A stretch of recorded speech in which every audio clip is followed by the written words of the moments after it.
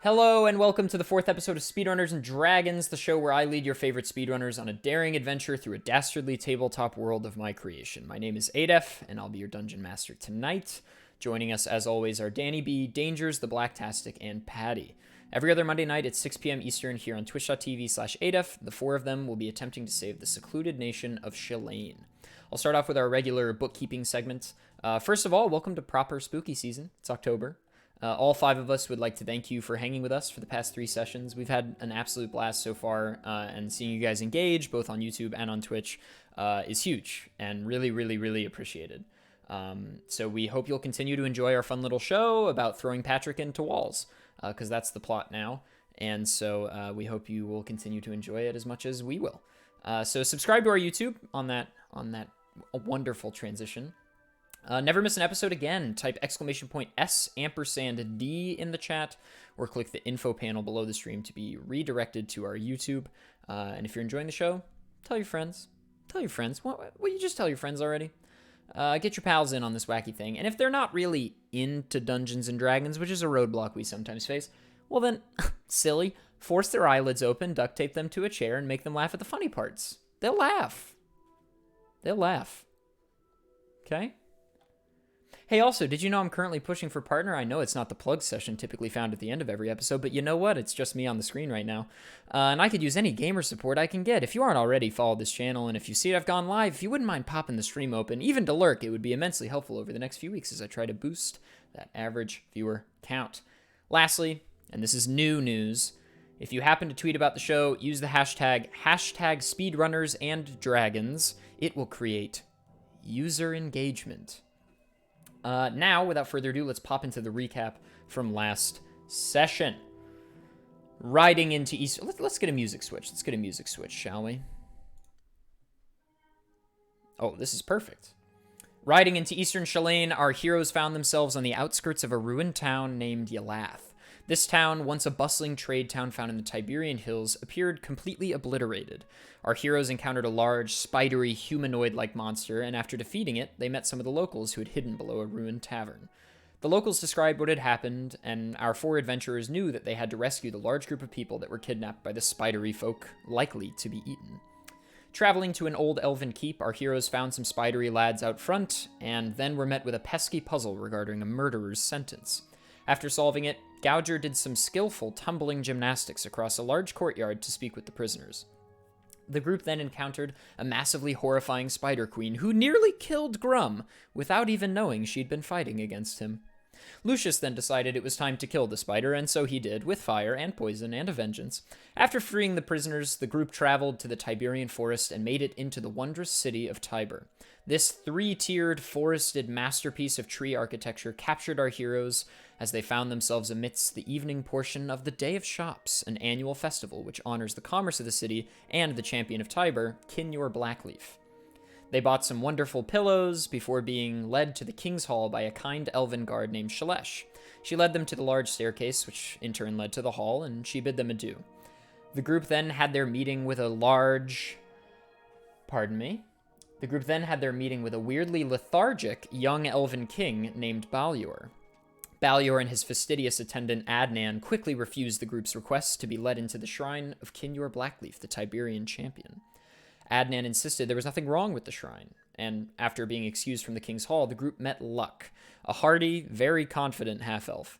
Luck gave them some intel about where Adnan would be that evening, and so the group killed some time before tracking Adnan on his meeting. It's at this point that I'll let you know that in between sessions we did level up, but we also retconned this portion in where the group went to an armory and sort of a weapons shop and everything.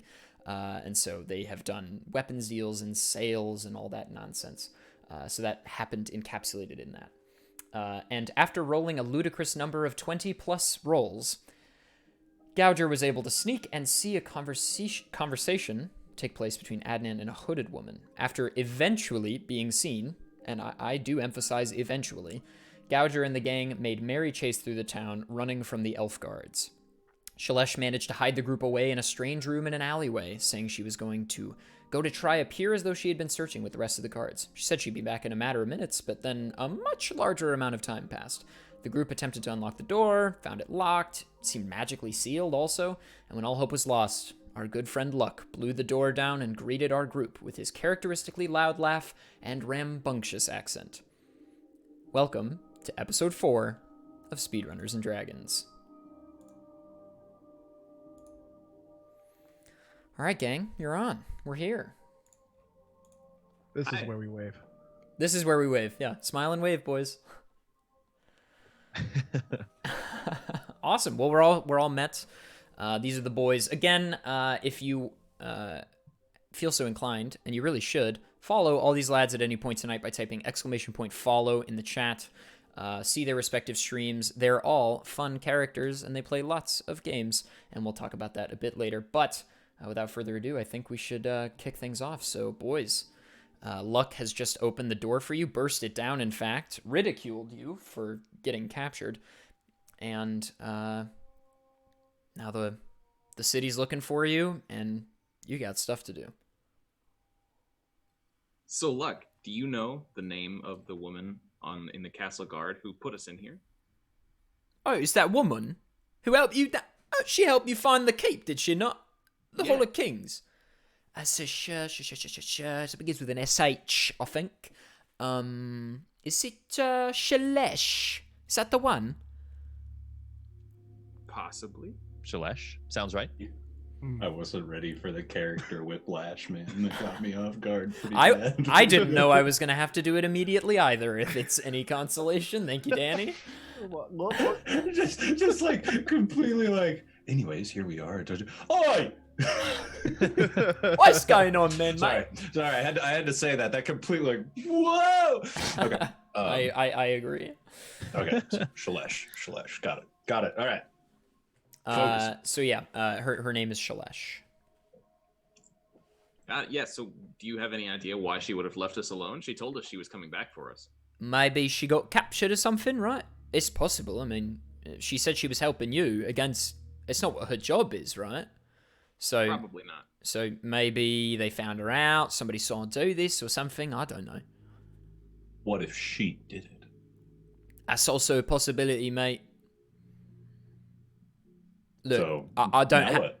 Well, I mean, let me consult the document that I wrote. Any idea where we should go, Sir Luck? He's like... Think about it for a while. He says, did you end up meeting with Adnan? Not exactly. Do you mean not exactly?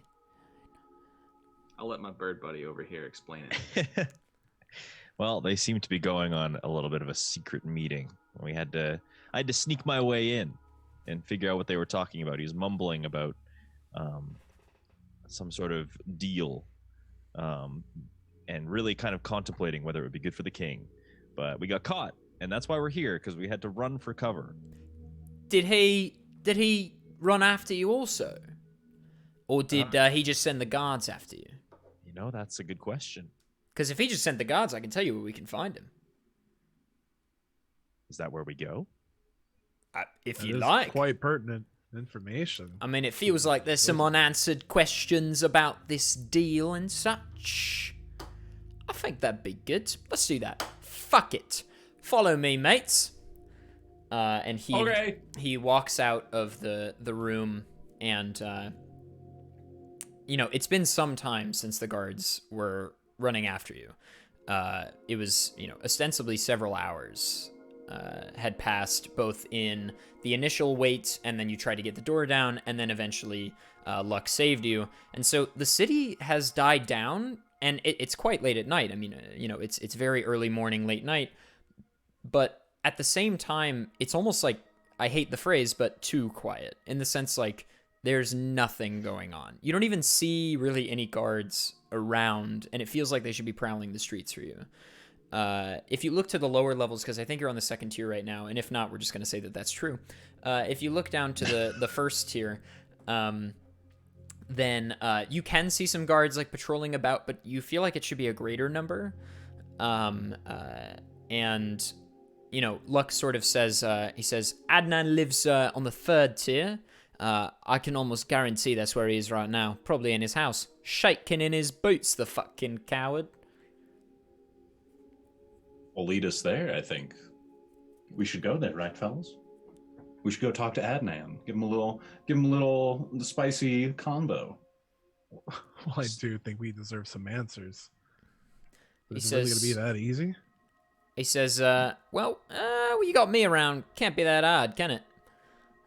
And then he sort of turns, instead of turning to the street, he turns back towards the alleyway, and he sees, or he sort of like plots out with his eyes this route through the trees up to the 3rd tier, and he's like, I said there was only one way up, didn't I? Yeah, that's a lie. You could really get a little more creative if you want. This city's sort of like a thieves' heaven. If you get past the point that like half the citizens seem to become guards, they're everywhere. Thieves, huh? Yeah, I mean, not literally. It's pretty well policed, but I'm saying that like, if you were a skilled thief, you could get around pretty easily. Just saying. And he begins to climb and up these like tree branches and little nooks in the bark, and he turns back and he says, just put your hands and feet where I do, eh? And then he sort of like climbs more quickly and like easily disappears. And if everyone could roll athletics. Great.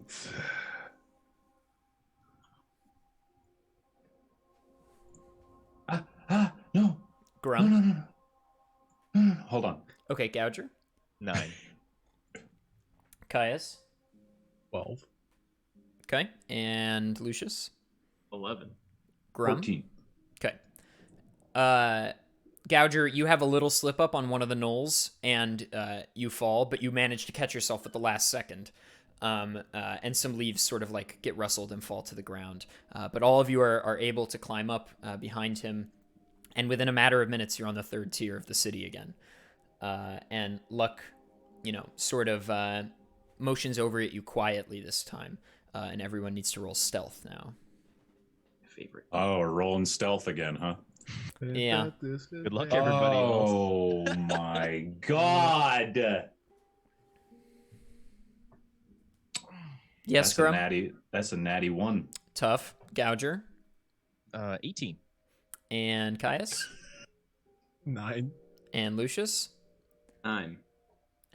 You're lucky there's not very many guards around, but I will say, Grum, in an attempt to be as stealthy as possible, you trip and fall back down to the 2nd tier, just barely catching yourself on a tree branch halfway down.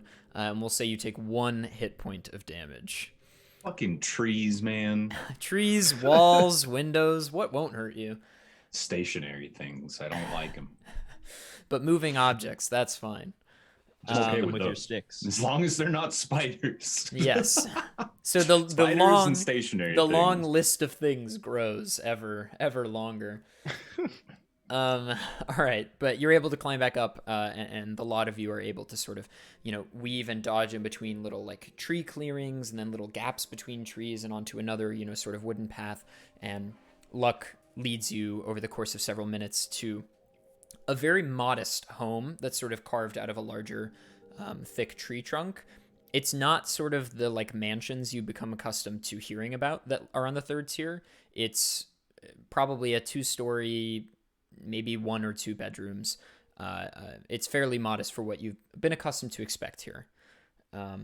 And he says, Luck stops all of you, and you're sort of like 20 feet in front of it, kind of hiding in some brush. And Luck says, there's guards posted outside. I'll take care of that. You watch my back, and then we'll go in, ask him some questions, get out. Sound good? Sound good. And he sort of reaches into his pockets, and he produces this like pouch. And in the pouch, like he opens it, and a wonderful aroma meets all of your noses. And he sort of takes some of the fine powder, ground, it's various things. You kind of can make out like some rose petals and some sand and maybe even like some bug parts. But he sort of like rubs it together and like uses it and then walks up to the guards And as they begin to talk to him, you don't hear anything they say, but then they both fall asleep. And they just drop down, and they're both asleep at their posts. And now he sort of looks back at you, and he's... All right. Being a advance trusting forward. fellow, I'd like to go first. That's okay. That's okay. I trust Luck because we know each other, right? Yeah. So without a beat, I follow him in. Okay. I'll lead after you. I'll take the back. Okay. So you're able to make it in, no problem. And you sort of look down at the guards, and Caius and Lucius most specifically, you can see that this is some sort of spell has been cast over them. He's clearly used this powder as some kind of like ritual to use a spell to cast them asleep. He just put a rag to their mouths and then they fell asleep. It's what I call chloroform, mate. It's real simple, mate. So yeah, you walk in and you're sort of in Adnan's living room. And you can see to the left there's like a modest kitchen, and you see a staircase in front of you that leads up to what must be his bedroom. And Adnan says, all right, let's get up there quietly so we can't like run off or something. Roll stealth one more time. Yep. Broke into this guy's house. Grum, is it a 1? No. It's a 4. Okay. Gouger. 22. And Lucius. 11. Caius. 14. Okay. So, Grum, you take one step and the wood creaks, and Luck throws his hand behind and is like, I'm sorry, you should go last. And then ushers the rest of you, and you are all able to make it upstairs. Grum, you sense you should probably wait a moment before ascending the stairs until they've already made contact. So maybe you're just at the base of the stairs or something, and the three of you get up there, and Adnan is not asleep. He's on the edge of his bed, his head in his hands like this, and he's sort of like rocking back and forth, and he seems really uneasy. And Luck sort of looks at you guys as if to say, like, how do you want to do this? He does not know we're there yet. No, he has no idea you're there.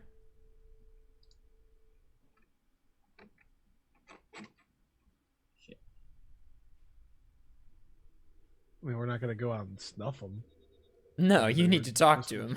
Yeah. We're literally just gonna question him, and I don't think there's anyone around. Like, he can't really call for help. Like, let's just go there. Okay. You want to take initiative on that? I will. Are we all rolling initiative? Oh, I didn't mean roll initiative. I meant No, as in, literally like go on Oh. point. Yeah. So, how do you do We're it? entering How do you do it, combat, Caius? Caius, Um, Caius, if you're taking the point on this, how so? I just Before you get want into to- it, sorry. Yeah. Got laundry going right next to me, so if it comes through on the microphone, I apologize. I'm gonna mute my mic if We I can't start hear it. talking. Oh, okay. No, we're Yeah. good. Never mind. Carry on. I apologize. In unit. That's big pog. Anyway, So, Caius, yeah. So I want to directly confront in a matter of like not making a dynamic presence, but just ascending until I'm at the level that he's at. And I'm not going to like call out like aggressively, but I will call for his attention. Okay. He whips around. He says, "Oh, you scared me half to death. I thought I might see you." Then you know why we're here. I don't think you know what you're dealing with. Unfortunately, even though we might not know what we're dealing with, we're tasked with dealing with it. So at the very least, and I will use my strength of persuasion to urge him for any and all information pertinent to solving the unease that has plagued Tyber for so long. Sure. Roll persuasion with advantage. I'd like to step in at the same time and say, sir, I think you don't know what you're dealing with, and we deserve some answers. And trying to intimidate him. Okay. You can also roll intimidation, but not with advantage. Got Good tally, bad tally. I like it. it. I rolled a 18. I rolled a 19. Ooh. Oh, yeah, you got a double whammy. He is both scared and persuaded. Just the best state for a person to be in, really. He's like, look, I'll tell you everything you need to know. I'm just telling you, it's not going to end well, and I'm technically breaking a very important promise to tell you what you want me to say.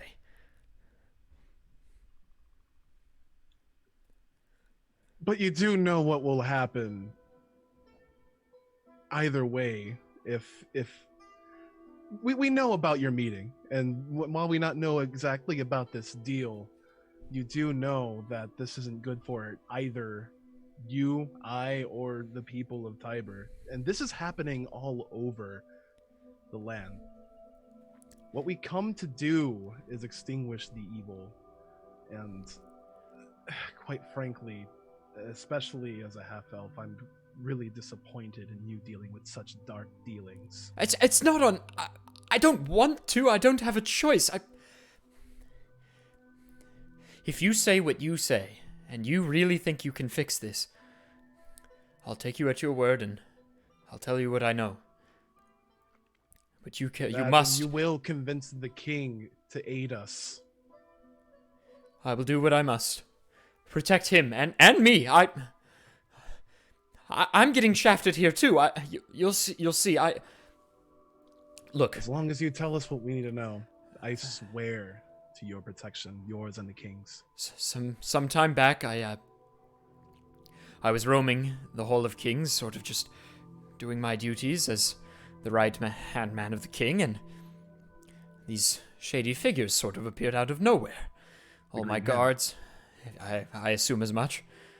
All my guards were gone, I know not where, and they didn't enter through the front. They were just sort of there. They must have found some alternative entrance. I'm really not sure, but regardless, there they were, and they looked at me and they said, "Bring us the king." And I said, "I've half a mind not to do that." And they used some unsightly magic to convince me, as it were, to go get my king, and I did as instructed. And, the woman of the group, she did something to him. Some kind of magic, old, dark magic. They all used old magic. Something not seen in this land for some time. I don't think it's something you'll see really anywhere. They did something to him. They have a hold on his life force. She specifically does. She draws power from him almost. She's forcing energy out of him. His kingly blood grants him great power that's linked directly to the woods around Tyber. The Tiberian forest is a source of great magic and power for our land, and the king's blood is intertwined with this. And yet, it and the forest are ever changed since she's done this. I'll assume that the king was not quite so sleepy as he portrayed himself to be at our last meeting. But rather drained of his life force. She drains his life force actively. Is that the woman that you spoke with Yes. tonight? She presented herself only as the ring. And what is this promise you spoke of? She, I'm not proud of this. She said that, I don't really understand her magic, so I can only assume it to be true. She told me that if I don't obey all of her wishes, then she'll kill my Lord Balior, in essence, destroying everything we've worked for. I love that boy, he's like a son to me. And I, in turn, advise the king on all of the things they want, this green hand, as it were. And what are those things? Well, we vote on accords on the council with the East. We vote for things that are advantageous, evidently, for the Green Hand. They don't tell me their motives, just the ways to vote on certain issues. And I do so, and I advise the king to not let people into the Shrine of Kinyor, which clearly they have done something to. You lot have told me as much. After she took hold of the king, then she forced the king with her magic to give them all the kingly blessing. They all went in, the door shut, something happened, they came out, and the city's never been the same since. You seemed fairly distraught after your meeting tonight. What is it that she asked you to do? She told me about you. She said that the four of you were some kind of people trying to stop whatever she had done, and that if I didn't keep you out of the shrine, and if I didn't keep Balyor out of dealings for the coming few days while you're here, then, she would kill Balyor and me. Well, she is right in the assumption that we're here to quell this evil nonsense of hers. However, we might have to think of an entirely different tactic if she has the life of the king in her hands. What do you mean? Seems we need to go in there. But perhaps we need to hide you guys if we're going to do that. You cannot cross her. She is powerful. She is very powerful. Not only does she have her own power she had before, which clearly comes from the green hand of some kind, but also she's draining power from my Lord Balyor. He has the kingly abilities. I mean, but he can't use them right now. He's never been much of a fighter, but he's lots of intrinsic magical power. Do you know if she's like actively monitoring the king via her powers? I don't know how much of a hold does she have? I mean, she drains his life force in so much as he doesn't really have free will. I don't think she controls him actively all the time, more so just makes him too weak to make decisions. I think it's possible that we can use our blessing from Solace to free the king of the evil magic that holds him, the same as we did in the shrine. You have some kind of Silesian magic? We were blessed by the spirit of Solace himself. You said that, yes. You said that in the Hall of Kings earlier this evening. It could work, I'm not sure. I'm not really learned on the old magic. Look, she has to be somewhere in the city. I just met with her not but a couple of hours ago. You could certainly find her. Do you have any idea where? No. Or how? I mean, she's certainly not going to like that I talked to you just now. Do you have any other questions? You said there were two people. Her and who else? No, there were 6 of them. Oh. 6 of the Green Hand. They seemed like the leaders, I guess. There was clearly one main one, and he would direct them to do various things. He directed her to take control of the king. He directed her to have the doors opened. He directed the others to go in before him, and they called him my priest, I think is what they said.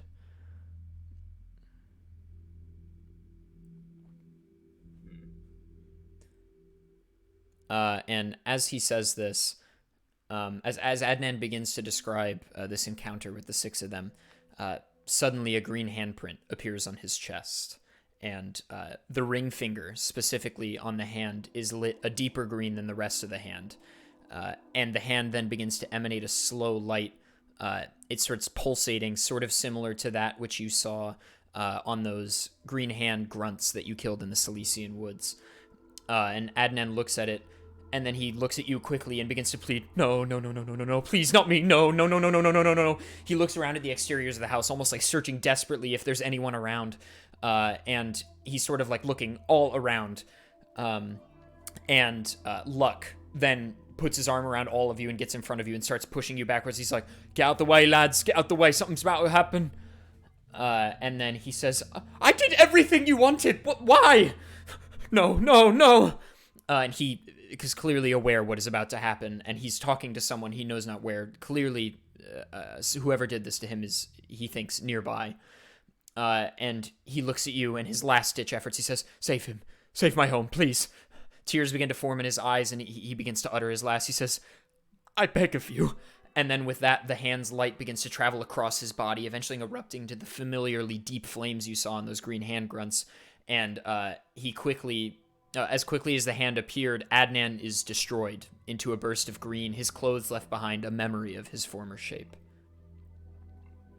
Wow. We have to go to the king.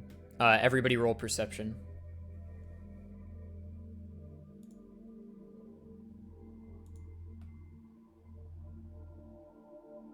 14. 15. 9. 14. Who had 14? Me and Patty. That was the highest, right? 15. Yes. You had Gouger 15, Gouger? Okay, so Grum and Lucius, you sort of have an inclination to look towards the window beside his bed. You're sort of like, you were standing at the foot of his bed and he was sort of sitting on the middle part of it with his feet over on the left side. And then beyond that, there's a window on the left wall. Gouger, you see what appears to be a woman in a green outfit in the window that I just mentioned. There's sort of a green light emanating from her eyes, and you kind of think she might be the woman from the encounter earlier. And you can see her even amidst the darkness. And as soon as your eyes meet, she jumps from your gaze into the trees. She's there. We have to go get her. She's there. Well, let's run.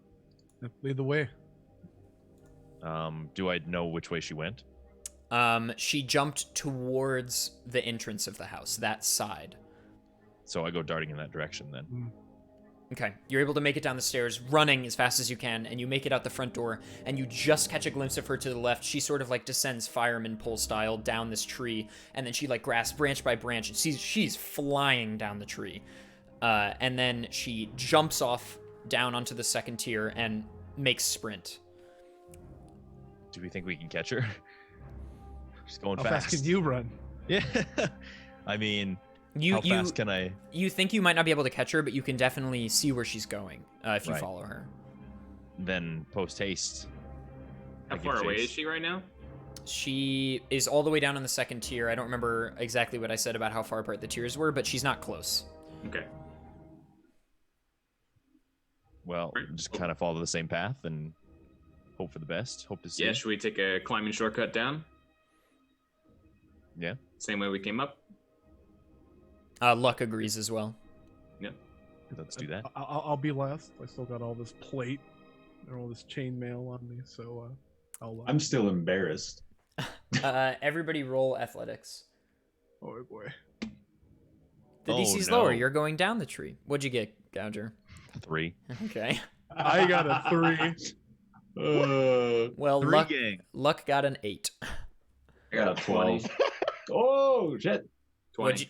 20? All Yeah. right. Thank goodness Lucius, for that. you're able to exactly replicate everything that she does, just slightly slower, but you're able to like all the way down. And then the rest of you are like, and like you step on a branch, it breaks, and you're like, oh no, and then you like go all the way down. So it takes you doubly as long, but you are able to make it down. And then you sort of look over the second tier, and you see her doing a similar way all the way down the first tier, but she's going northward, clearly towards the Hall of Kings, and she sort of disappears. Do I have any extra information for being ahead? Can I like see her going yeah, further? so you see her direct path. She like stops for a moment in front of the Hall of Kings, and then you swear her clothes change, and then she goes in. Ooh. Well, I call out to my friends. She's wearing a disguise, and she might be going after the king. We need to protect the king. It was that bloke's I'd say last that. wishes, and look, I didn't like him very much, but I will say last wishes is sort of like a soft spot for me. Like, if I hear someone be like, "It's my last thing," I'll be like, "Okay, I'm doing it. Like, I'm doing it. I don't care who it is. I'm All doing right, it." we gotta go now. Then we have to go now. Right on, mate. Right on, mate. Everybody go. roll athletics once I- more. I run past him, and I say, yeah, right on, mate. I hate Following you luck. so much. I got a 4. 50. What are we rolling? One more athletics. Athletics. 6. Got We're a all 6 just- with a. we're all I have a just plus. couch I have a potatoes plus. today, Oh no, 7. Sorry, I have a anyone plus get- 5 modifier? Did anyone get over 10? Yeah, I got a 15.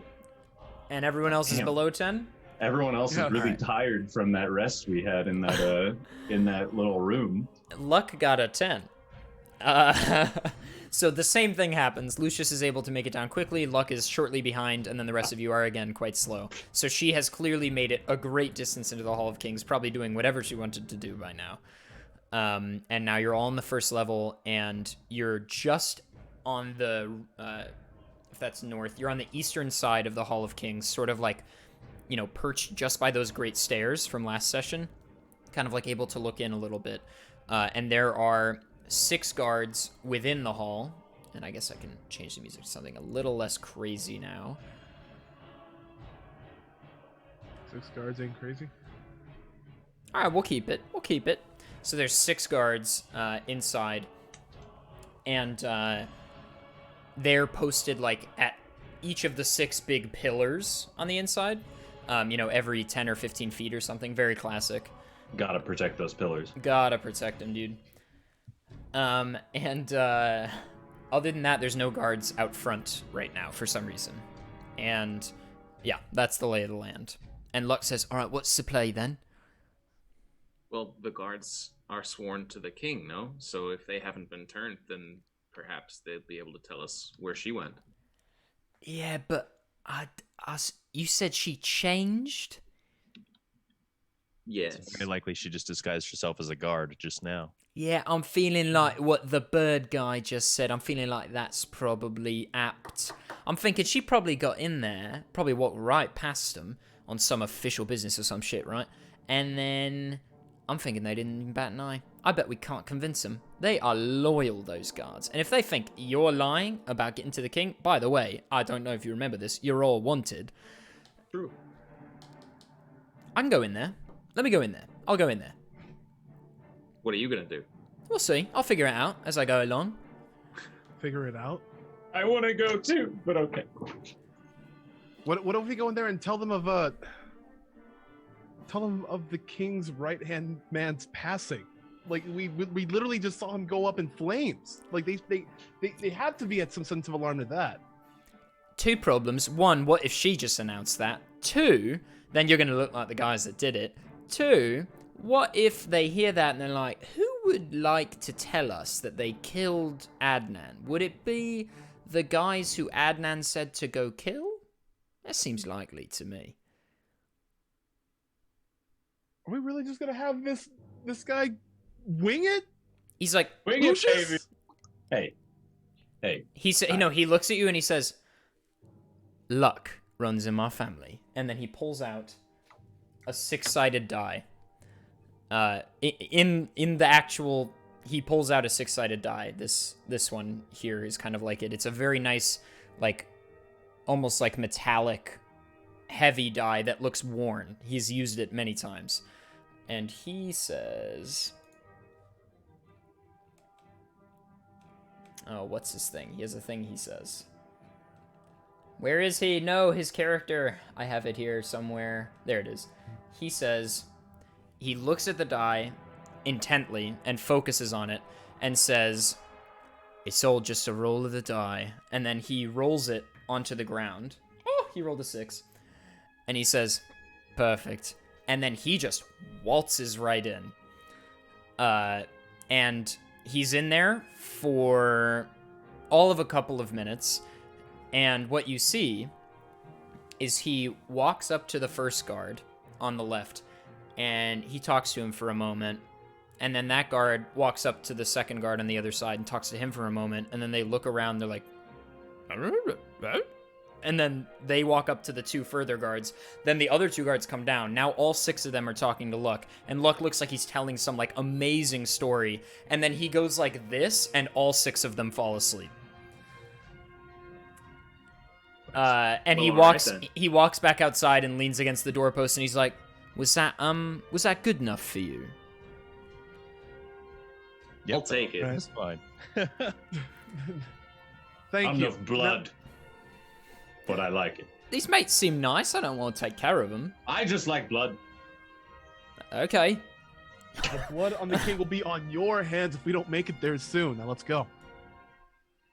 All right then, let's go. And he leads the way in, and you sort of make it into the hall. It's the same hall from before, except there are 6 sleeping guards slouched in the center of the room.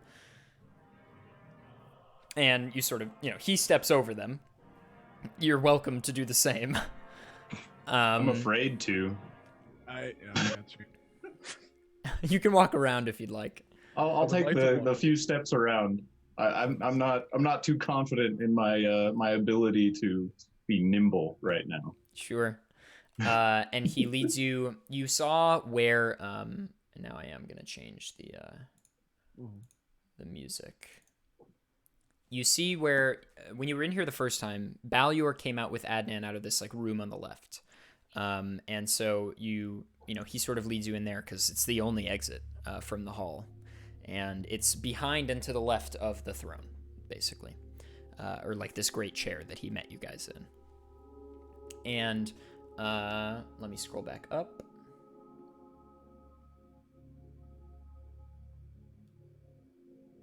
Scrolling, Okay. baby. I had to find where I was. Okay, Here in so Speedrunners and Dragons, a bi-weekly show where speedrunners do dragons. I'm sorry. It's not the only way to do, Patrick. There are other ways to do, honey. And that's the only other one. That's all of them. That's all 2 of them. Hey, did you know that we have a map of the entire realm of which we're playing Oh, in? that's right. We do. I forgot about that, actually. Exclamation point map, right? Isn't that what it is? You're It darn is. tootin'. Anyways, where were you? So, yeah, welcome to Speedrunners and Dragons. I'm also going to take this opportunity real quick to make another mid-show tweet. Oh, Patrick just made one a moment ago. Heyo. I'm just going to retweet that. Okay. Pog. All right. So, you're now sort of in this, like, similarly looking hallway. And, you'll remember that the door to the Shrine of Kinyor Blackleaf was behind the throne. And so you sort of, you can look to the right and see just, like this amazing garden through these, like, rounded arch windows with no glass. They're, the kind you might lean on to eat lunch if you were in ancient Greece, or something to that effect. And in the middle of the garden is this, like enclosed sort of thing, maybe with an open top, but this enclosed in cobble and wood. Oh, that's a perfect picture, Bobby. That's, yes. Enclosed thing that must be the shrine. And you clearly can't get in there without... Oh, hey, Patrick. That's a really stupid picture.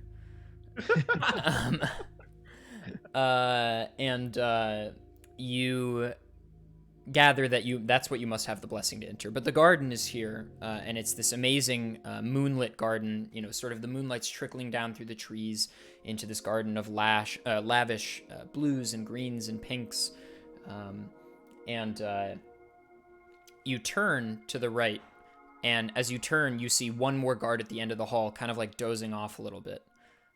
And Luck quickly ducks back around the corner. And it is these series of windows all the way down the hallway that you can see into the garden from. It's sort of like this, sort of like square hallway around the garden that has doors on the left. And there, behind where the guard is this big red door that is clearly where the king's quarters must be. Yeah, that's what you see. You said that guard is asleep, or just He looks looks like zoning he's like nodding off, zoning out. out? Okay. Hey, Luck. Yeah, what's going on, mate? You wanna do that little dice rolling thing you did, and maybe go like put some sleepy cocaine in that guard's face? I can't do that. How long has damn it, Patty? How long has it been since our last full rest? Let's outside of Wasn't it after you killed the spider? I believe so. Did And we get you a full took- rest being trapped? No, you took a short one, I think. Yeah. Okay. Does that refill with HP? You can As many spend. hit die as you want. Yeah, you can spend as many of your hit That's dice right. as you want. Right. Also, welcome in all. Welcome. So yeah, he says, I can't do that. I sort of like, I don't really want to explain it, because if I explain it, I feel like it's not going to be as special to me anymore, but I suffice it to say I'm not really comfortable doing the die thing again, like, right away. Okay. All right. I'm sorry. If she's going after the king, then that guard must have seen something. It seems likely. Unless she is that guard. It's a dude, I think. Well, she changed clothes. You're the one who said she could be masquerading as a guard. That's a fair assumption, I'm sorry. So what do we suppose we do to get by this guard? You're the sneaky could- one, right? Why don't you think of something? Is there any way around the guard? Can I? You certainly could hop the window into the garden and traverse through the garden to be parallel with him without going through the hallway. Right. And still make it through the door? No, he's in front of the door. Right. Well, and maybe I can do that and check and see if I can see anything else. Sure, yeah. You want to roll stealth to get there? Yep. Oh, it actually didn't work out very well. 10 this time. Okay. Oh, that's terrible. Yeah, bad.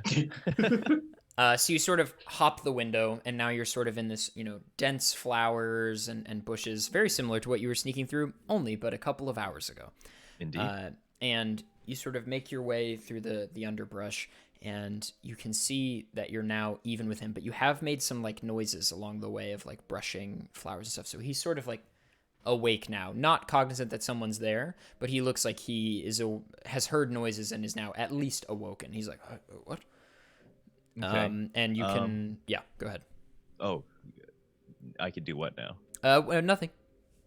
Nothing. Well, I'm curious. So, You're is this? stuck forever? There's like a square hallway around this garden, right? Mhm, And this yeah. door, is it in the corner? Yeah, it's in the corner on the left. So, okay. I'm curious if maybe I could pick something up and like throw it in another direction in the corner and like try and get him to go over there and check it out or something. There are lots of sticks abound. Yeah. So let's try that. Okay. Do I need to roll? Roll Soule. This is always fun. Fame. Deception? No. Let me pick one. I'm looking at a character sheet.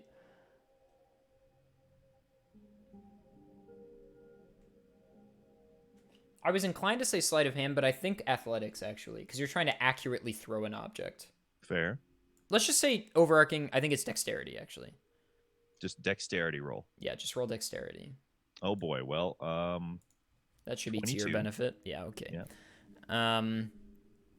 And you're able to, and the stick lands and makes a faint noise, but it's enough for the now awake guard to go, to walk over to it. And, maybe he sees it and goes, I thought I heard something, or, something to that effect. what?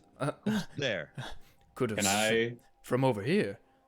Yes, Scrum. can I walk up behind him Uh-oh. and like give him a nice whack on his head just to knock him out? Yeah, Not to kill him, but roll stealth with advantage, okay. Where'd my dice go? because he's distracted. Don't tell me I closed him again. Okay. Ooh. I think that's. Oh, where's my modifier? There you are. Oh, 10. Roll it twice. Oh, advantage. Right. Yeah, 10. Okay. You're able to sort of sneak up behind him, and just as he goes from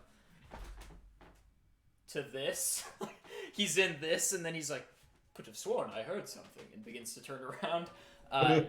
He sees you, but you're able to swiftly give him a bonk right as he sees you, before he makes a big noise. Good. And so he sort of collapses to the ground in a more painful way than the others. Cool. To the king. To the king! Like, wow. Like, good job. Good job. Nice. Yeah, nice handiwork there, everybody. I'm gonna bolt for the Yeah. room now, though.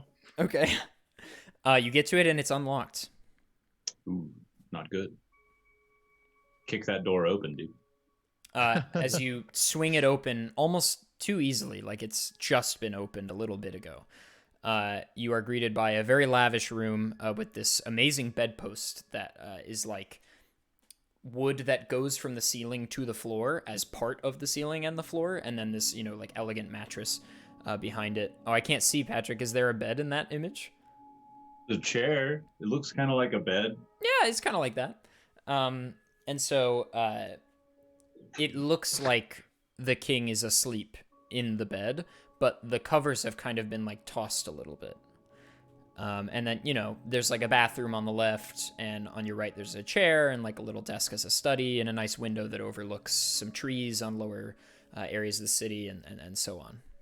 Can I use my divine sense to see if there's any sort of evil evil auras here, especially around the king? You sense deeply an evil aura emanating from the king. I'd like to approach the king's side of or the closest near side of the bed for the king. Okay, and do what? How is he looking? He looks is he very. visible? He looks pale.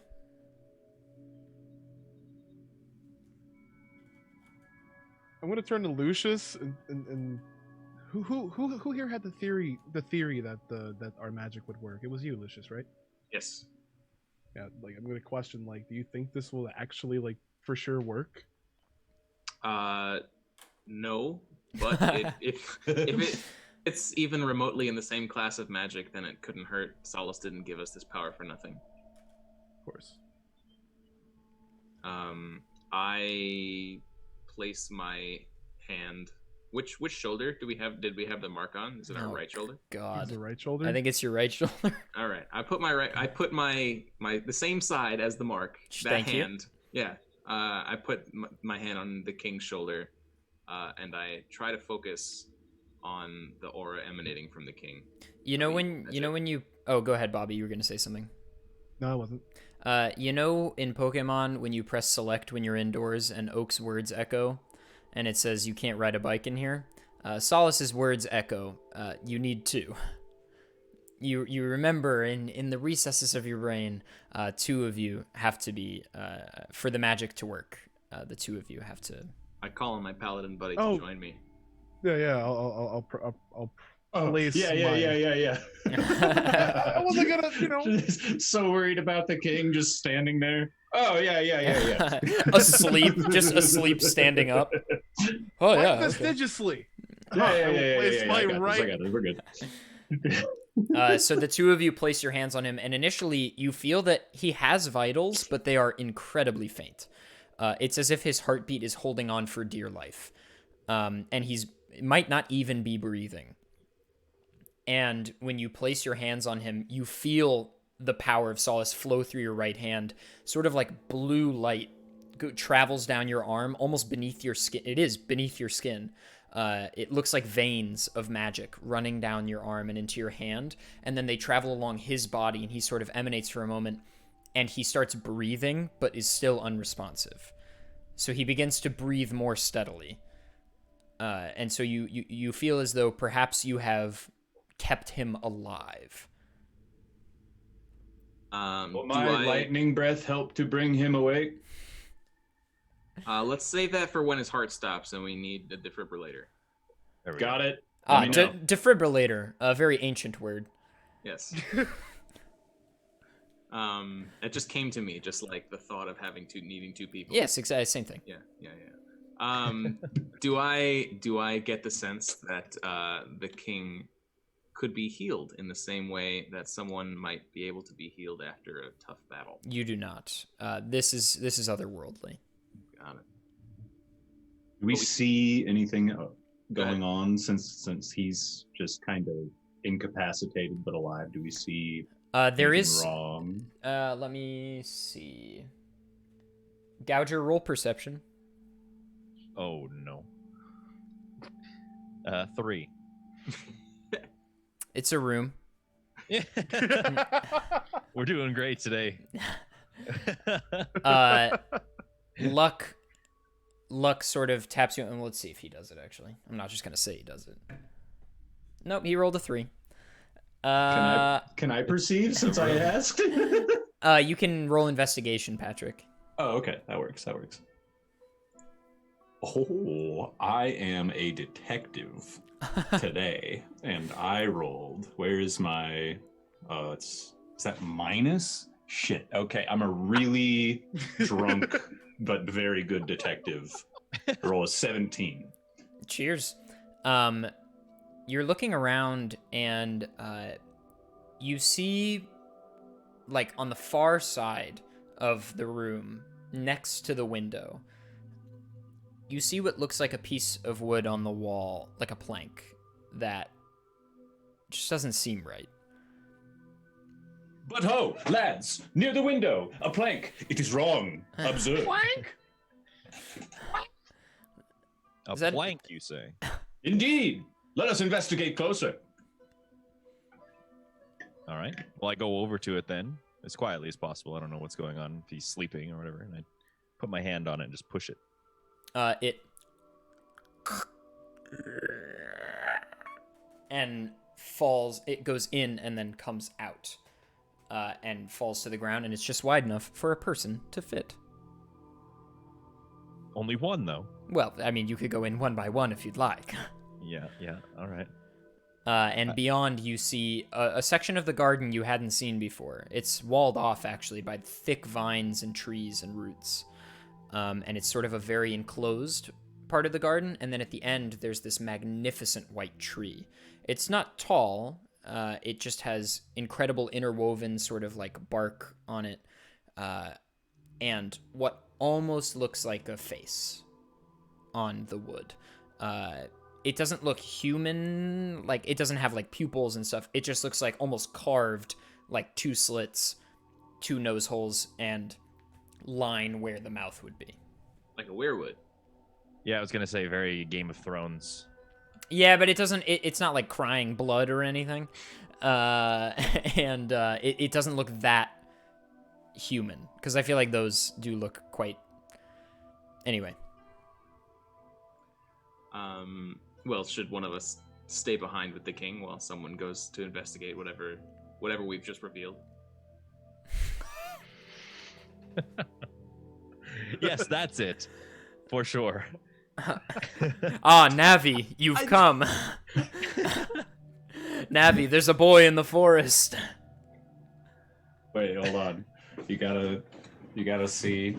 I don't know if you're gonna be able to say. Oh no, you can't see it. It's gotta. I'll change it back. Sorry. No, it's very good. Okay. So, Luck says, I don't know if we're going to do the king much good. I think he'll probably be okay. She might be the only one we have to worry about. But he does walk over to the door, and he closes it and locks it, and then he does some kind of magic to it and seals the door to his bedroom, and then walks back to you guys. He says, just in case. Excellent. Well, shall we go? That's just as good. Lead the way, my nimble friend. Why do you have so many pictures of these fucking trees?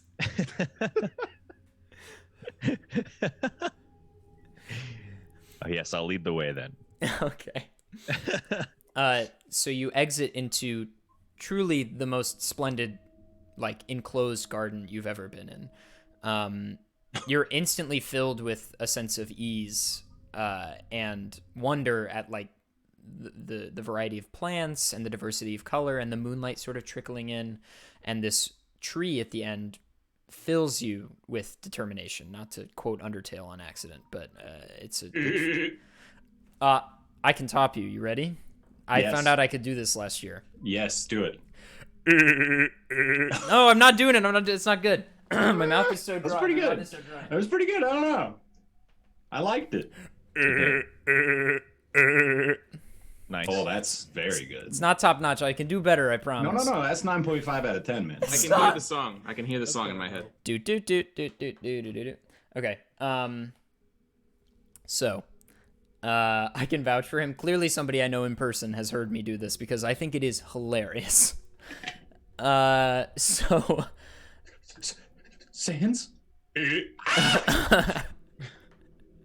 Yep, that's actually the final boss of this adventure, believe it or not. It's actually in this crossover we never saw coming. Truly. Toby's gonna hop in the voice call in just a moment. Excellent. Our show's just big enough for that to happen. She said. Yeah, the garden is at your disposal, and you sort of just see this tree at the end, and Luck brushes past you and goes, "I might be mistaken, lads, but I think," and what's the name of it? That is the king's tree. I've never seen it. I don't think many people will ever see it, but my mom talked about this. She said that the king's tree sort of was like the source of all elven life in Shalane. It's like a beacon of life for elves. This is amazing. And you see a rare moment of like true honesty from Luck, and he sits cross-legged on the ground and just kind of stares at the tree. Luck is an elvish, isn't he? He's half elf. Half elf. Okay. He sort of said in the last session that the reason he came to Tyber was because he wanted to do right by the city since his mom is from here. Right.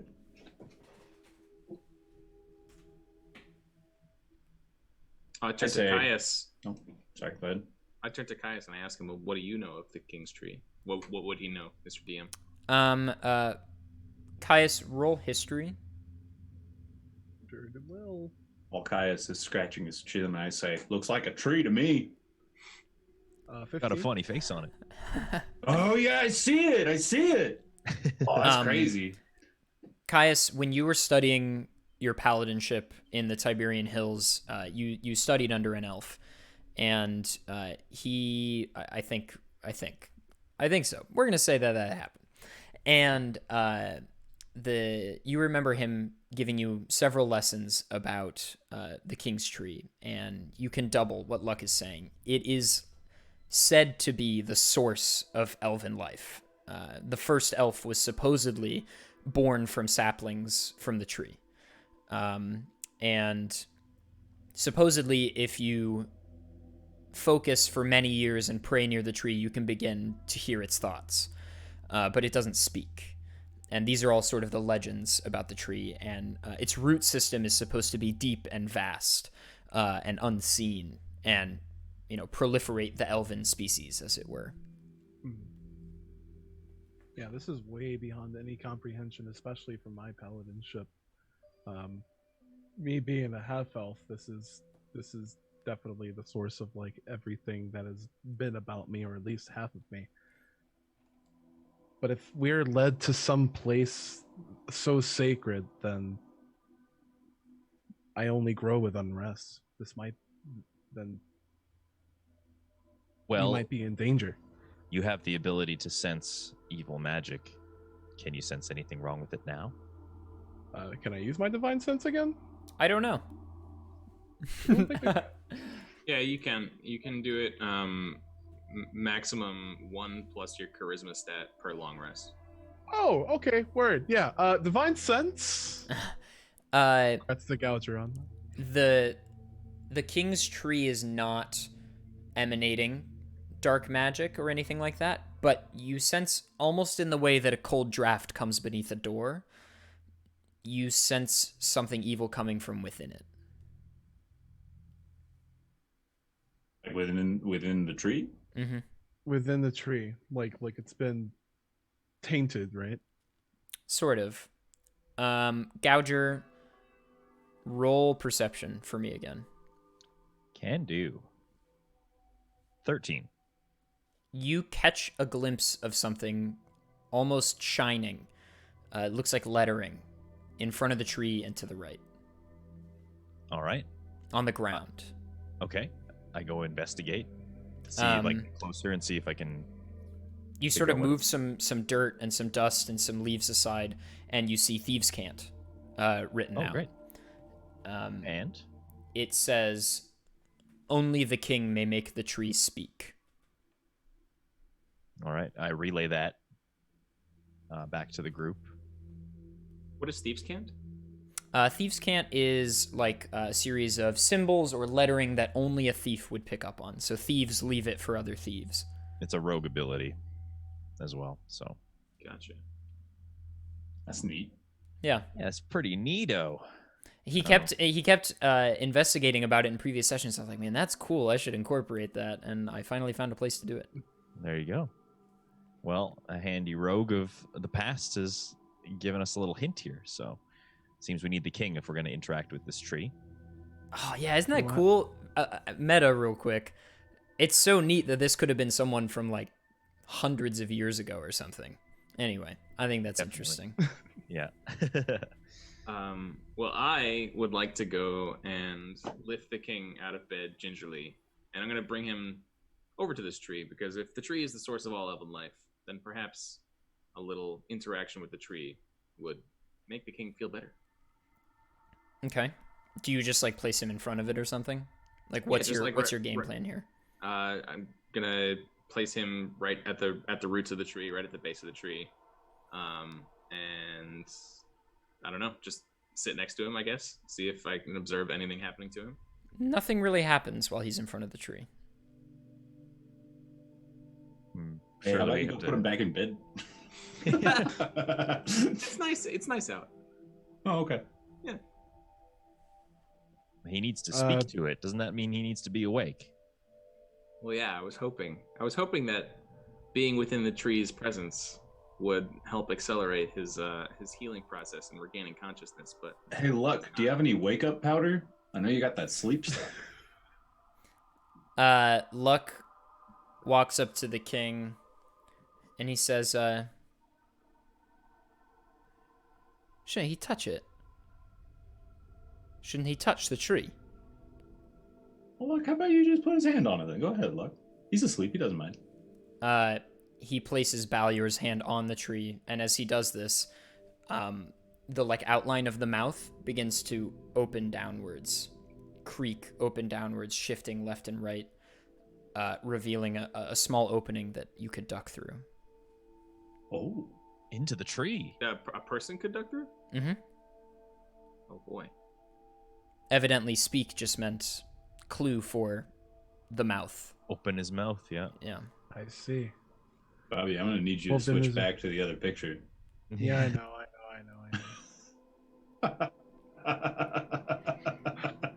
Well, then it looks like we must be the ones to venture forth into the mouth of the life tree. King's tree. Sorry. You're good. Right and all that. Then let's venture forth, for there is a great evil within this that we must extinguish, especially for all of elven life. I do agree with Grum, though. I'm going to put the king back in bed before we do. Cheers. He's probably more comfy there. Yeah. And Luck, as you come back into the garden, he says, let's do it then. And he ducks under and he almost like disappears into blackness immediately. It's very dark within the mouth. And you hear him call out, "It's all right, lads, just a staircase." All right, I'll file in after him then. Me too. And as the last of you enters...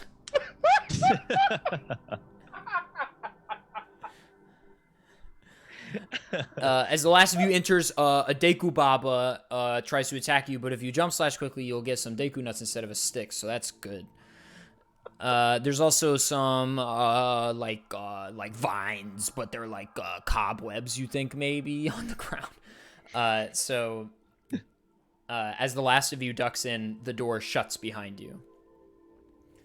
And those of you with dark vision, and you can even kind of make out those of you that don't, you can see a staircase heading downwards, made of deep oak and cobble walls carved into the sides of the hallway almost. The staircase leads you, as you go down it, into a circular, large sort of study. And it's got ceiling-high bookcases around the circular room. The room's not huge, maybe a radius of like 5 meters or something, like 10 feet. And ceiling-high bookcases and this desk in the center. And there's a chandelier above hanging that would have, candles in it in like a ring of 6, like a hexagonal sort of shape.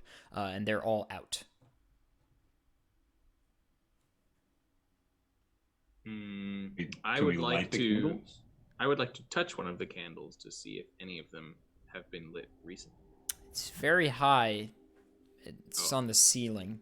I would like to use my immense height and girth to lift the small tiefling paladin companion to see if he can reach the candles that are on this ceiling. Roll strength. I could do that. 9. Wait. 8. Oh, Wait, how'd it go down? I thought that my strength was +5, but that's my athletics. Ah. So you rolled like a 4 or something. I rolled exactly a 4. That's right.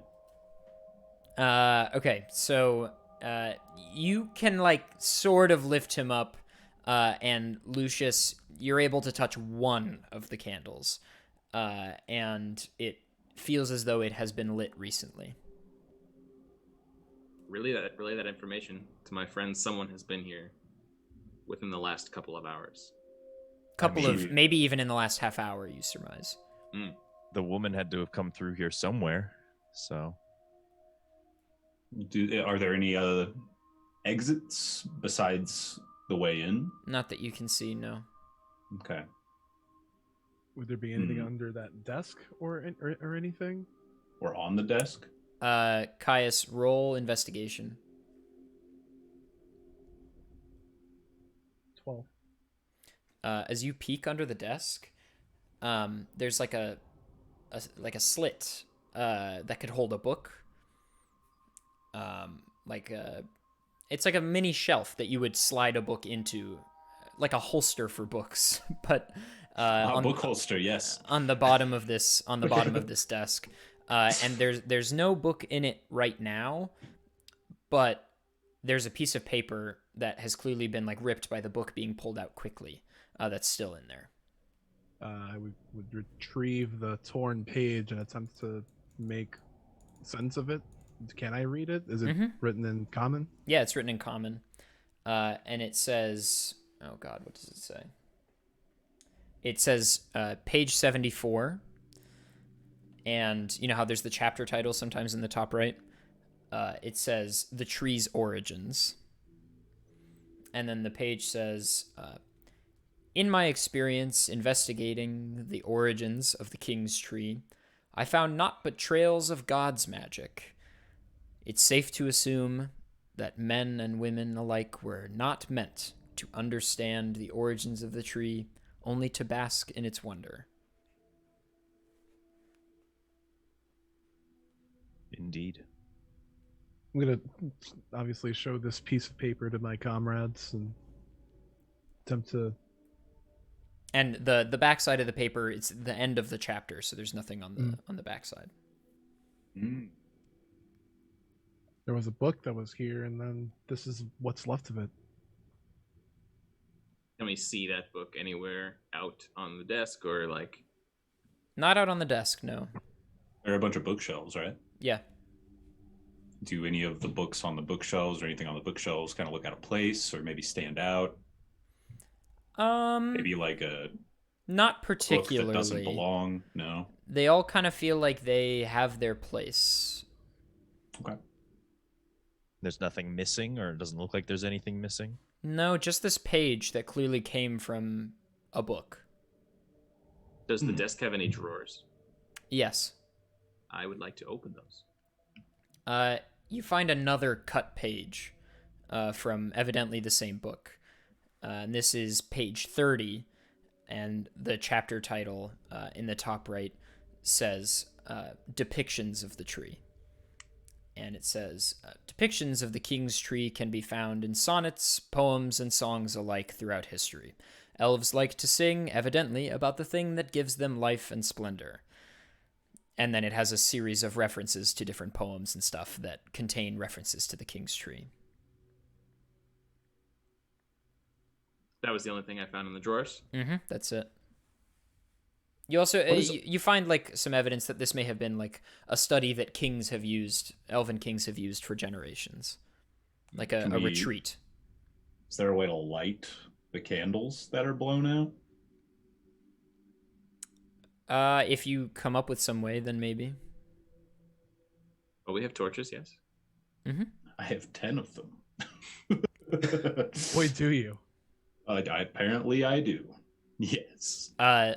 Luck also asks for the 2 pages. I'll hand the page that I have retrieved and give it to him. Same. Maybe if he makes, yeah. He just starts sort of peering over them. Can we? How tall's the ceiling? I really want to light those candles, man. How tall's the ceiling? It's 10 feet. So if 10 you, feet? how tall are you, Grum? I don't know, but I'm a dragonborn, and they're generally I think very they're like large. I think they're 6 foot something. Which would mean that I could reach a torch up to 10 feet high. Yeah, usually more than 6 feet tall. Why the hell did I try and lift up fucking... All right, well, I'm just gonna... I don't know, I didn't think of it. I just take a torch and light the candles. Sure. I could have just felt some... Yeah, these were lit. You just light them all. Yeah, I lit one at a time. All right. Well, you light them and the room gets brighter. That's good. We can see now. Do we see anything new with our newfound light from the chandelier? Not really, but as you're doing that, Luck says, I swear I've read this book, mate. I swear. I know I have. When I was a kid, I swear I read this book. I can't think of the title, but this was a book I read as a child. Something about King's Tree and other things about Tyber as well, I think, in the title. Something like that. Where did you read it? It was my mother's copy. I sort of just... She gave it to me to read. It was a history book about the King's Tree. It's all coming back to me why I know so much about it then, right? And he pockets the 2 pages, and he walks over to one of the bookshelves and just starts looking, as if to try to find the book. Luck, luck, luck, luck, luck, luck. He should roll. That's a nat 20. Nice. Wow. I don't know, but I think that might be the first nat 20 I've rolled. Congrats. Which, in this small sense, in this one instance, is good for you. Usually it's bad when I do that. And he peers for a while, and it takes him several minutes, but then, almost out of divine inspiration, he looks straight at a bookcase on the other side of the room, as if he's, like, figured out quickly the Dewey Decimal System of this library, and walks over and instantly pulls out this green-bound leather book, and he holds it up, and he's like, this is it! This is the book! Isn't that crazy? I read this as a child. Is it the same one that's... Oh, sorry, go ahead. Yeah, I asked him to open it and check to see if the missing pages match. He says, That's the one I was gonna do. He says, all right. And he reads the title first. He says, The King's Tree and Other Tiberian Wonders by H.L. Harabath. You know, the amazing thing about Harabath is that he was not an elf. Isn't that crazy? And he opens the book, and he pulls the pages out of his pocket, and they fit. And then he starts ruffling through further, trying to find maybe some passages he read as a child. And he rifles past like the 100th or so page, and a piece of parchment that's been folded falls out of the book. Well, I'd like to grab that and look at it. He says, I'm going to keep reading. This is nostalgic. And then he sits on the ground. He keeps reading the book. And Lucius, when you unfold the piece of like very oily, like old paper, it's like a top-down drawing of the chandelier. And there is a north, a south, an east, and a west oriented on the paper. And the orientation is as follows. So there are 6 candles, right? Mm-hmm. Yeah, 6. There's 1 in the north, there's 2 on the east, 1 in the south, and 2 on the west. A hexagon. Yep. And the 1 in the north is lit. The 2 on the east are both lit. The 1 in the south is unlit. Oh, it's not. In the diagram. Oh, okay. And then the 1 in the southwest is lit, and the 1 in the northwest is unlit. I'm looking over his shoulder, and I kind of clue into it and snuff out the 2 candles that are not lit in the diagram. Do we have our berries would down be- here? No. I'm assuming I snuff out the candles that should be snuffed out, assuming that the way we entered is south, meaning that north is forward. You know that you entered the hall facing north. Or no. I misspoke earlier. The hall is facing east because it butts up towards the ocean. So okay. you enter facing east the hall, you turn left to go into the first hallway, turn right to go in, so now you're facing east again. Turn left to go into the king's bedroom. Now you're facing north. And then you turn right to go into the garden. So when you entered the mouth of the tree, you were facing east. Okay. So that means I reach up and snuff out candle on the right and then the candle on the bottom left. Yes. That is correct. And as you do so, two of the bookcases on the east side of the room at the wall part, and then slabs of wood swing open to reveal an opening. Yes, and I scream, "Fuck you, wall!" All right. Very good. Before we leave the room, I'd like to suggest that Luck places the book in its slot below the desk. Okay. And Danny's on my wavelength today, dude. That's what I was gonna tell him to do. Hell yeah. Good shit, Danny. You slide the book in, and a sort of pedestal swings out from the top of the desk and opens to reveal a small opening. And there is a necklace inside. Well, would you look at that? Can I inspect this necklace? Sure. It seems like it has some magical properties, but you cannot discern what they are. Can I wear this necklace? Sure. Bold. Drip. You wear it, and you feel like slightly more confident. Okay. But you're not sure why, and you can't make out exactly what's happening. It's not hurting Okay. you by any means. Sure. I would also like to tuck this necklace into my clothing so that people who don't know that I have it can't see it. Okay. But I also tell my friends that somehow this necklace is making me feel a little more confident. I say, "Are you sure?" No, I can't be sure. It's Luck just a says, feeling. are you sure it's not my overwhelming charm and distinct, warm voice? You know, even more so than that was doing. I find that hard to believe. Me too. And everyone else, you can kind of notice that Lucius does have a bit more air of confidence about him as well.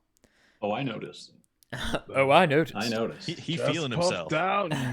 Bro, Lucius straight dripping right now. Lucius did that thing. He tucked that necklace in, and then Lucius was like, "All right." pop the clothes back. Looking on the fine. shoulders, yeah. Got my I divine plate drip armor. on. I feel like coming up. Got my heavy, clanky ass armor on. Let's. You boys want to go out tonight? I'm feeling myself. Let's go Wasn't find after some the hot first 18 tiefling. divine smites. Find some hot tiefling ass tonight. You know what I'm saying? Let's go. Jeez.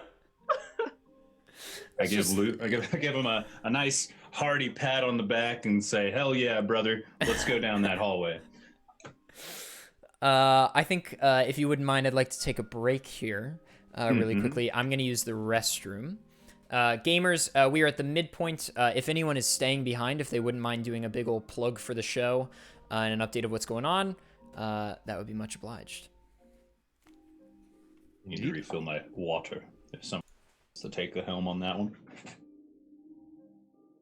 Well, this is Speedrunners and Dragons. We're doing it every 2 weeks at 6 p.m. on Mondays. This is episode 4. You can check out the Speedrunners and Dragons YouTube channel to catch up on the show if you have missed anything from the first 3 episodes. Yeah, I mean, it's been great so far. It's been super great. We have a pretty unique team of 4, especially when considering like the character classes and all of that. Again, if you want to follow like where we are at any given moment, there is a world map of Shalane right there. There's a whole bunch of commands that we should probably get into. But hey, In case anyone hasn't been following along with the story, we've got 2 paladins. Me and Bobby are both paladins. We've got 1 thief, a rogue, and Patty is a warrior. probably like the smartest barbarian that I've ever had the pleasure of playing with. Yeah, And- he's and figuring then out he- all the puzzles, and And then he just head ass just like vaults to a wall, takes like 18 damage, and we hear nothing from him the entire night. look, when you have -3 intelligence and you get a concussion, you actually gain some. You gain intelligence. God bless Patty. Yeah, follow the runners. Follow Dannyb at the newly branded Twitch channel, Dannyb. Yeah, chopped off those numbers. 5 numbers. I had as many numbers as I had letters in my name. it was about time to get rid of them. Yeah, make things a bit more official, you know. Yeah, exactly. Follow Dannyb. Follow Patty. Follow Dangers. Also follow the boy Adef, just coming back on in from some snack time at the disco. I'm so hungry. Follow me on Twitch. I hope you guys don't mind. I'm gonna be noshing a little bit. That's all right. I've done it the last 2 sessions in a row. I don't know if you noticed. Who did the plug? We both did. Nice job, Yeah, guys. two Pally Bros holding it down. Hell As it yeah. should. Thank you, guys. Also, I saw Piku subbed for 6 months. That's half of a year. Thank you, and welcome back to the Pants Brigade, friend. I really do appreciate it. I hope everybody is enjoying this evening. This one was a fun one to write, so I'm excited for what's to come because, gamers, it's happening. Patrick, when you're ready, we'll do it to it. Yeah, let me switch my laundry out real quick. Okay. I'll take this opportunity to say a few things. First of all, as far as the partner push goes, for those who are interested, it's going well. And I'm excited for things to come. Just submitted some stuff to AGDQ, and so did Bobby and Danny. Dangers, did you end up submitting anything? I did not. Not So, this time. look for maybe in the foreseeable future. I think we get the games list later this month, Yeah, October 31st. Supposed which is the quickest turnaround they've ever had, which is nuts. Yeah. So Danny and Bobby and myself maybe be playing in AGDQ. I'm repping the big runner gear from 2020. What did you guys submit? I submitted my submissions this year were all over the place. I submitted Wind Waker, any % no manual super swim, because I think that's a super cool showcase of Wind Waker without 5 minutes of pausing at the start. I submitted the 3D Zelda challenge, even though I know it's not going to get in because I thought it was funny. And if it does get in, wow. And I submitted Twilight Princess Jotwad and Twilight Princess Fastest Crash. And I submitted the Mario 35 showcase with I Ate Your Pie, Cosmic, and Author Blues. So That'd be fun. we're looking to do sort of like a 90-minute showcase of that game. I mean, that would be the only time it could ever be in a GDQ, right? Because apparently Exactly. Nintendo's going to take it. Do you think they're actually going to take it down, or are they just like I think it's a drumming up? stunt. Yeah, I think it's a gotta stunt. be. I think it'll either become a full release game or I heard somebody say it might become part of whatever next happens for Mario Maker, which I think that is makes also sense. kind of reasonable. Bundling it in with Mario Maker would be really cool. I submitted Like, one that more could be- thing. I can't remember what it is. Dude, if the 3D challenge gets in, that is going to be incredible. I also submitted Majora's Mask Defeat Majora, but if the 3D challenge gets in, it'll be with Jim, because I saw he just submitted it after I did, and his PB, I don't know if you know this, is 4 hours faster than mine. Demon's even ahead of Jim, right? Right By now? like 10 minutes. Yeah. I plan on coming back and beating my time by a couple of hours. It shouldn't even be that hard. Yeah, dude, get that sub 10. I think I That's can a get cool sub milestone. 10 and maybe sub 9 if I really push it. Sweet. I don't know how those dudes are so good at so many games. It's absolutely mind-blowing. I learned all of them this year. I started I think in they January. were just born knowing them. Yeah, they are just gamers. Bobby, what'd you submit? I submitted Castlevania Rondo of Blood. I submitted Bloodstained Curse of the Moon 2, a couple of categories from that. Guacamelee is a good Metroidvania indie game, and then what was the fourth one? Mega Man 10. Like, hopefully we have a sizable Mega Man block this year, and not. I didn't submit Mega Man 1. I thought about it, but I haven't played all stages in so long, and that's the only category I really want to show off right now. Did you submit Proto or Mega? Mega Man 10 I submitted base. I didn't submit Mega Man 9. And I saw Danny submitted OOTNE. Yeah, both of them, glitchless and glitched. I think it would be That'd really be more. cool if they gave Both. me the glitchless run, and Both. then they did, as a bonus round, like an incentive, like while It's I'm 8 doing minutes long. glitchless. Exactly. Do glitchless for 3 hours, drum up the hype, get the any percent run at the end. It's the perfect combo. You could drop, honestly, you could do a 50K incentive for glitched.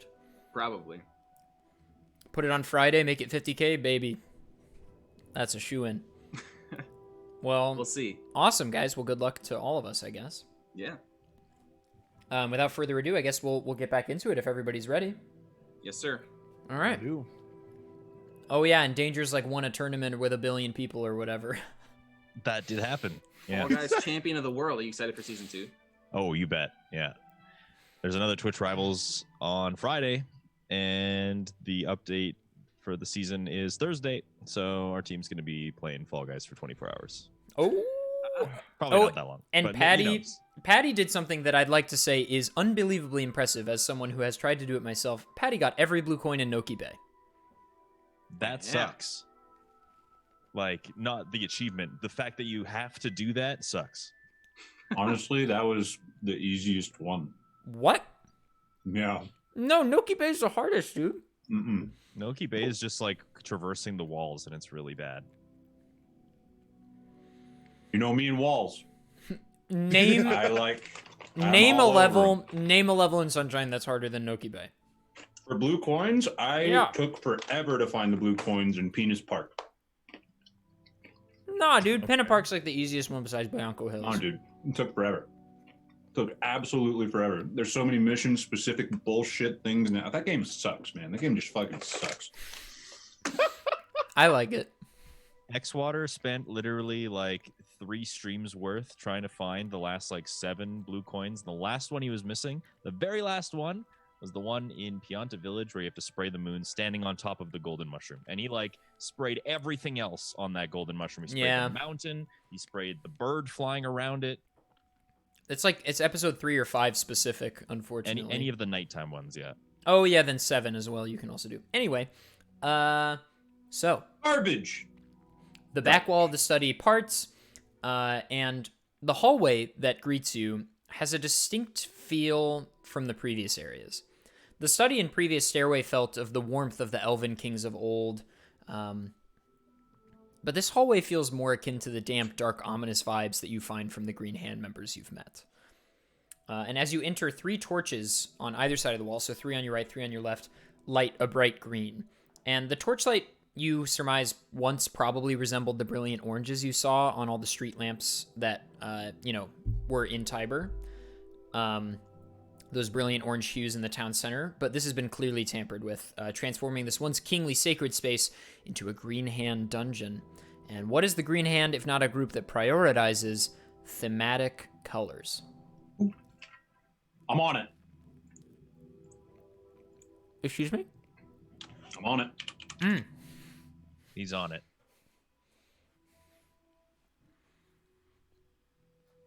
Well, I'm feeling a little more confident than normal, so I'm gonna take the lead on this one. This man is role playing. Give me a second here. I took an enormous bite for no reason. Work through it, man. We believe in you. My mom just said, "Don't chew with your mouth open."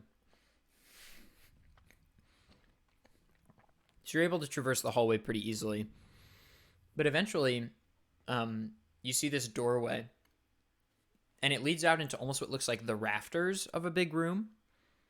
So clearly this area is deeper and goes under the town. And you're sort of like...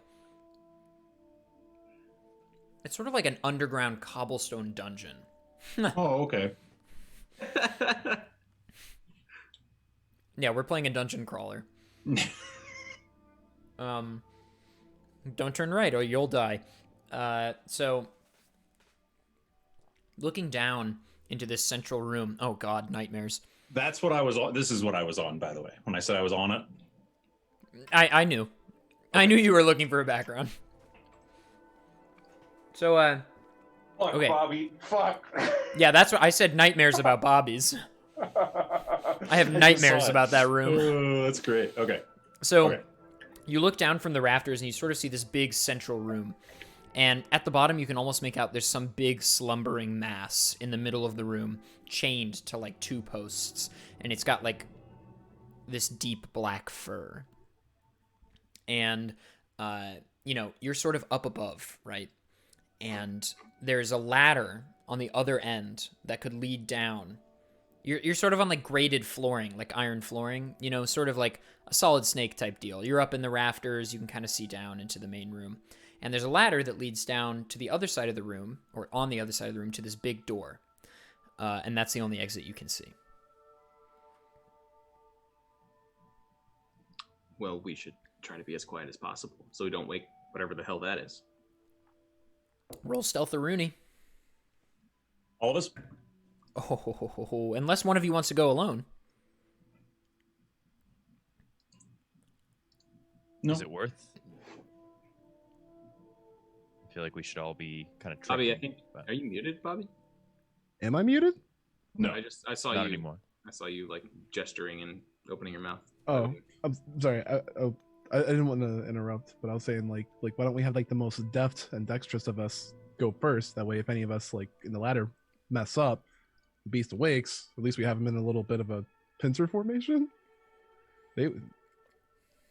Not a bad idea. I guess that means I go first. All right, everybody roll stealth. I rolled a 19. Nice. Wow. That's very good. Very sneaky 7-foot tall dragon man. Luck got a 16. 20. Of course. I rolled a 6, but it's with disadvantage, so I rolled again and got a 4. And Caius is looking like not pleased. I got a 1. And a boy. He's screaming at the beast. Was it a nat 1? Wake up. It was a nat 1. An excellent opportunity for a nat 1. Thank you very much. Says the king of nat 1s. Prince. Sorry, the prince of nat 1s. Well, here's what happens. Stops to pet the beast. Gouger, this is not the right tone. Gouger, We need you yakety sax. you are creeping along the rafters, quietly, nimbly, excellently. Grum, you're right behind him, in excellent form, might I add. Luck, too, is just behind. Caius, well, so let's start with Lucius. Lucius, what'd you roll again with disadvantage? A 4? A 4. Your sword hilt is hitting every rung of the thing to your right. You're being very quiet, but your sword is gung, gung, gung, gung, and Luck turns around and looks at you with eyes that say, "You are a fucking idiot." But you're feeling confident. It's okay. And Caius, my dear boy, you stop for a moment because you notice something shiny on the ground. And as you lean forward to inspect further, you drop out of your pouch. Do you have any copper pieces? No. Do you have any silver pieces? One of your silver pieces falls out of your pocket, falls all the way down the 20 feet to the base level, and just ding, ding, ding, ding, And just as you think it's about to stop, it like catches some new surface and bounces up again. It's like ding, ding, ding, and then rolls over and hits the beast. And it starts to sort of rise. And if I'm not mistaken, it has 2 heads. Oh, fun. Let's be sure. It does have 2 heads. This massive wolf, just this enormity of the genus of canine, arises, and it has green eyes, as is thematically appropriate, and it's got this streak brown fur going down its back on both from its first and second head that meets in the center and down to its billowing tail. And it's got this thick black fur, and it stands up, and it on its own, on all fours, stands at 6 feet high. Ah. But none of you are down the ladder yet. Dude, so it's awake. Does it know? Does it know where we are? Is it looking at us? It's looking around and has definitely heard your sword hitting the thing and sort of looks up and sees you. Fun. Well, I turn. Never mind. you what? I was about to tell Bobby to go get his silver piece. Good. No, I won't do that, though. I won't do that. All right, well, we Does got... it see all of us, or are we separated, or okay? Yeah, let's roll initiative. I'll ask you one at a time.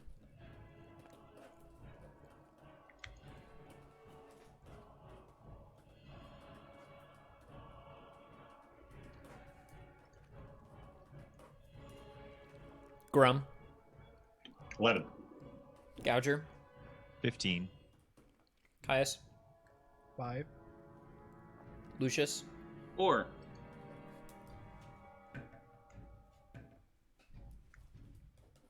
Okay. Up first is Gouger. All right.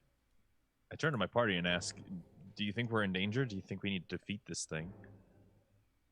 What is our plan of attack here? Luck says, I would like to.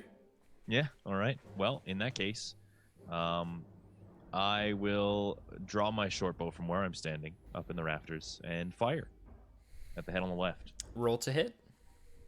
Now, I have an ability called Assassinate, Okay. which means I'm at my deadliest when I get the drop on the enemies. I have advantage on attack rolls if I attack something that has not taken a turn yet. There you go. So there's that. 18. That's a hit. Actually, it would have been more if I added my bonus, so yeah, would have been a lot more. And then 1d6 plus 4. Just making sure that my sneak attack.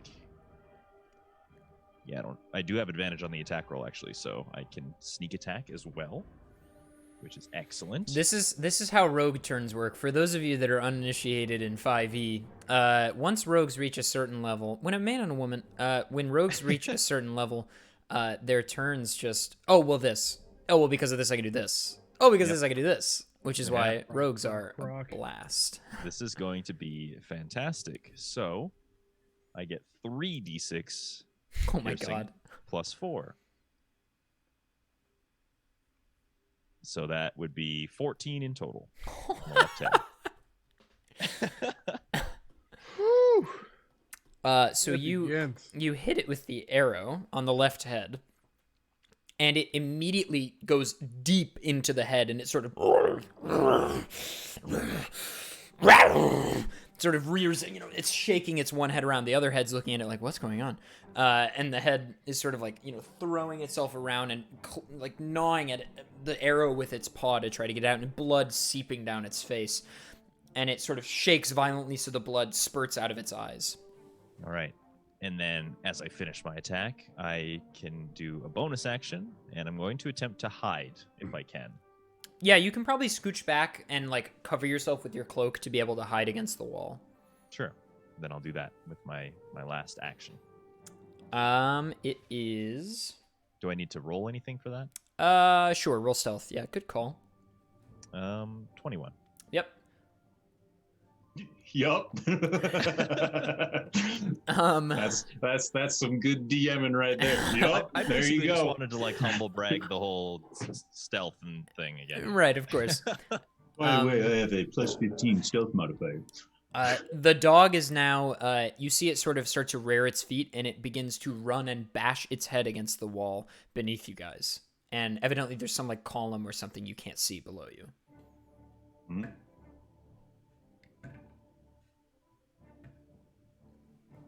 So it bashes into this column a few times, and you feel the ground below you start to give way a little bit. And it starts to tilt. And you're sort of starting to slip a little bit, but you're able to catch your footing, and it sort of walks backwards and starts to gain its composure. And Grum, it's your turn. Okay. I'm gonna do my very favorite technique, and I am going to throw my javelin tied to a rope Yes. at the wolf. That is what I would do. Classic. Let's see. Classic Grum. So I rolled a hit, right? Yep. Okay. Ooh. Yikes. That does not. I can tell you right now, it doesn't hit. Well, what is it? It's a. What do I add to it? +5, I think. Whatever the attack bonus is. Attack bonus. Looking like we rolled an 8. It does not hit. You Okay. throw it, and it sort of like clangs off the ground next to it. My bonus action will be to reel it back in. Okay, sure. It is now Luck's turn. And what can Luck do? I created a whole thing for him. Let's find out. He is going to dart for the ladder on the far end of the room, and he's like, "This thing's gonna blow, mate!" And he runs to the ladder and quickly descends it like Dark Souls style, holding the edges of it and grrr, all the way down. And then he sort of whips around and readies his warhammer in one hand and his rapier in his left hand. And his warhammer is blunt. It's like a big, thick hammer, not one with like a curved, spiky edge. It's just like this big, thick black hammer. And then he's got this tiny silver like rapier with like a nice gilded, what's that thing called? Crossguard. And he sort of stands at the ready. Oh right, I'm still the DM. It's now Caius's turn. Yes.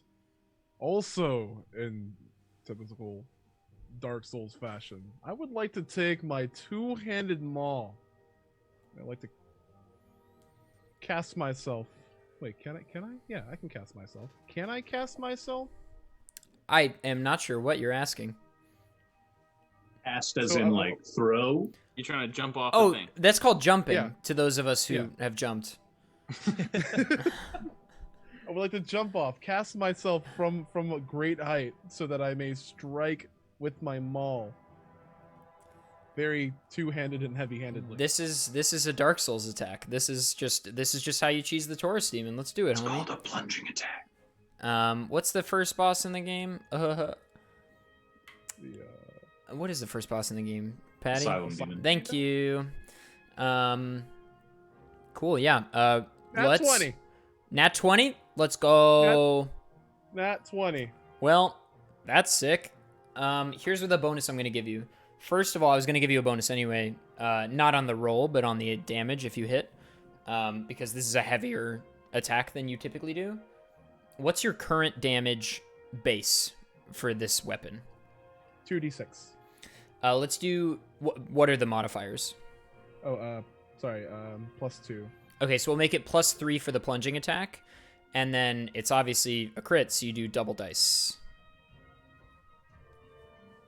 Ooh, lad. Let's see. So 4d6 plus 3. Yeah, I know. Oh my god. Does the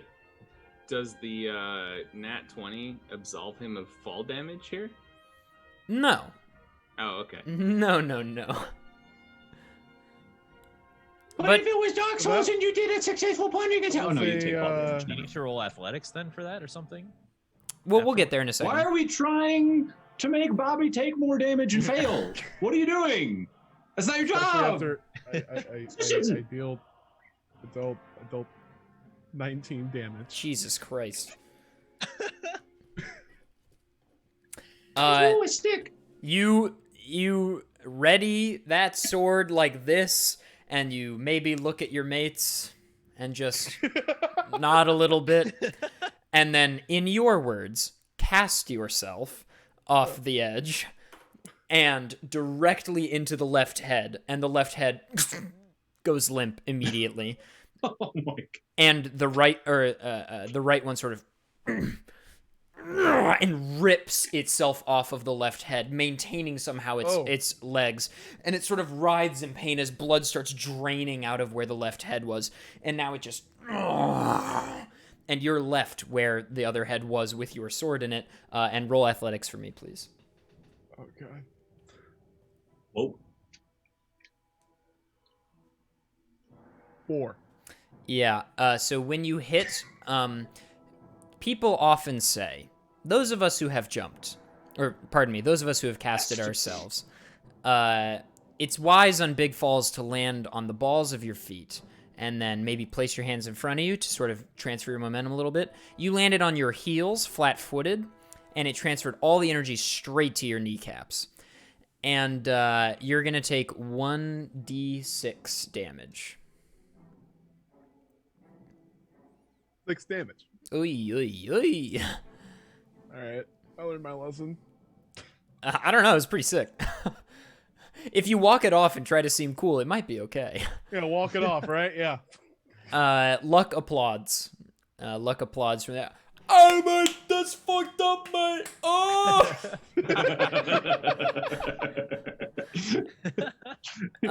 He sets down his giant hammer and his fancy rapier to lean. Hey! And the dog is in pain. Lucius, it's you. All right. How far am I away from the ladder? 30 feet. 30 feet. And I'm going to say that you can descend it in one action. So you can use your action to descend the ladder. Got it. Okay. Well, then I will head down the ladder, use my action to go down it. Also going to use my bonus action to use Channel Divinity, which is a new feature I have as a level 3 paladin. I'm going to use Vow of Enmity, which is a subset of Channel Divinity. There's a lot of stuff going on here. Basically, I get advantage on attack rolls against this guy until it dies. Sick. Yeah. Because why not, I guess. Yeah. Done and done. I think I can use that as many times as I want. I'm not really sure. It's a feature. It's not a spell. Oh, it's a feature, right? Yeah. Interesting. We can look into it. It's Is it just a against? bonus Is it action. against like evil things or something? Visible creature. Within 60 feet. Maybe you can only use it like on one thing per encounter. It's a bonus action, and I can use it on a visible creature within 60 feet. It lasts for a minute until it dies or it passes out. I don't know if I don't know if I can parallelize it and do them on multiple people at once. If I use multiple bonus actions in different turns. Isn't it that you can only use Channel Divinity once, and like after, like, and it like refills after a short or long rest? Like, you have Is to that use what it Channel is? That Divinity would to do make the- that would make sense to me. Because that seems very overpowered otherwise. Yeah. It does. Yeah. That sounds like cheating. Yeah. Cheating. So I just get to roll twice, you, right? Channel, you. Like, I just get to roll twice. That's just Yeah, my yeah. character. Yeah, That's my yeah. ability. I get to roll more than once. Bonus action odor sleuth. Hmm.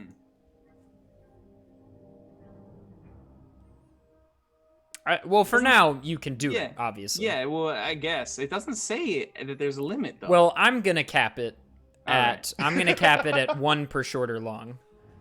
Got it. All right, that's fair. Cool. Well, then I'm gonna not use it against this Okay. Yeah. thing fair. that's almost dead. Well, I'll just ready up for the next attack then. Okay. Do you Ladder- descend the okay. ladder? I did, yes. Okay. It is now Gouger's turn. Okay. So is this room rather small? Like the people that are down the ladder, are they close to this thing? They are. The dog's directly below you, and you were 30 feet from the ladder, so they're 30 feet away, basically, from the dog on the ground level. Okay. Where is this dog's attention right now? At the wall, and also kind of split to Caius. So, yes. So, I'm mainly asking because any hit I score against a creature that is surprised is a critical hit, as Assassinate says. You're hidden. I am hidden. They don't know I'm there. Yeah. So this would be considered a surprise attack. Yes. If I were to follow in my comrade's footsteps and kind of impale in the same way from You're above. going to cast yourself. I'm gonna cast myself. The cast move, dude. The cast. We're gonna Oh, not to be outdone. perfect You know, cast. in Kenku fashion, just following along, mimicking my compatriot. So Cast away. cast away. Yes. You kind of have like wings though, so you can do like a Buzz Lightyear falling with style sort of thing. Kenkus kind of have this overarching thing where they are flightless birds. They want to fly, but they can't because they don't have wings. It's more surface area. But, Fall a We little want slower. to fly. Y- We just absolutely want to fly. As a small aside, I'd like to say, in reference to what Danny just said about Buzz Lightyear fallen style, correct me if I'm wrong, but I'm pretty sure that's more of like a suicide attempt and less of like a fall in style. Yeah. But anyway. I mean, I've seen the damage, but I'm willing to take the risk because this There you looks go. fun. I don't suppose I have an advantage on this, do I? Didn't you say that you do? Isn't I that the only sneak get- attack thing? I only get advantage on attack rolls against any creature that hasn't taken a turn. Oh, yet. no, so you're But saying in you- addition, Yeah. any hit against a creature that is surprised is a critical hit. Yeah, so you'll have a crit, but it won't be advantage, correct? Right. Yeah. So, and I'll be doing that with my rapier, by the way. Okay. Does an 11 hit? It does not. Ooh, that's unfortunate. You fall straight to the ground. You have casted yourself into the brick. Right into the brick. Roll athletics. Okay, athletics. Okay, I got 18. Okay. You are able to land and do like a parkour roll over your right shoulder. And you're roguish. You've seen the guy that trained you. You saw him do this move from a great height once. And so you're able to sort of roll over your shoulder and catch yourself. You do still take 1 HP of damage. Okay. It's still a 20-foot drop. It's not nothing.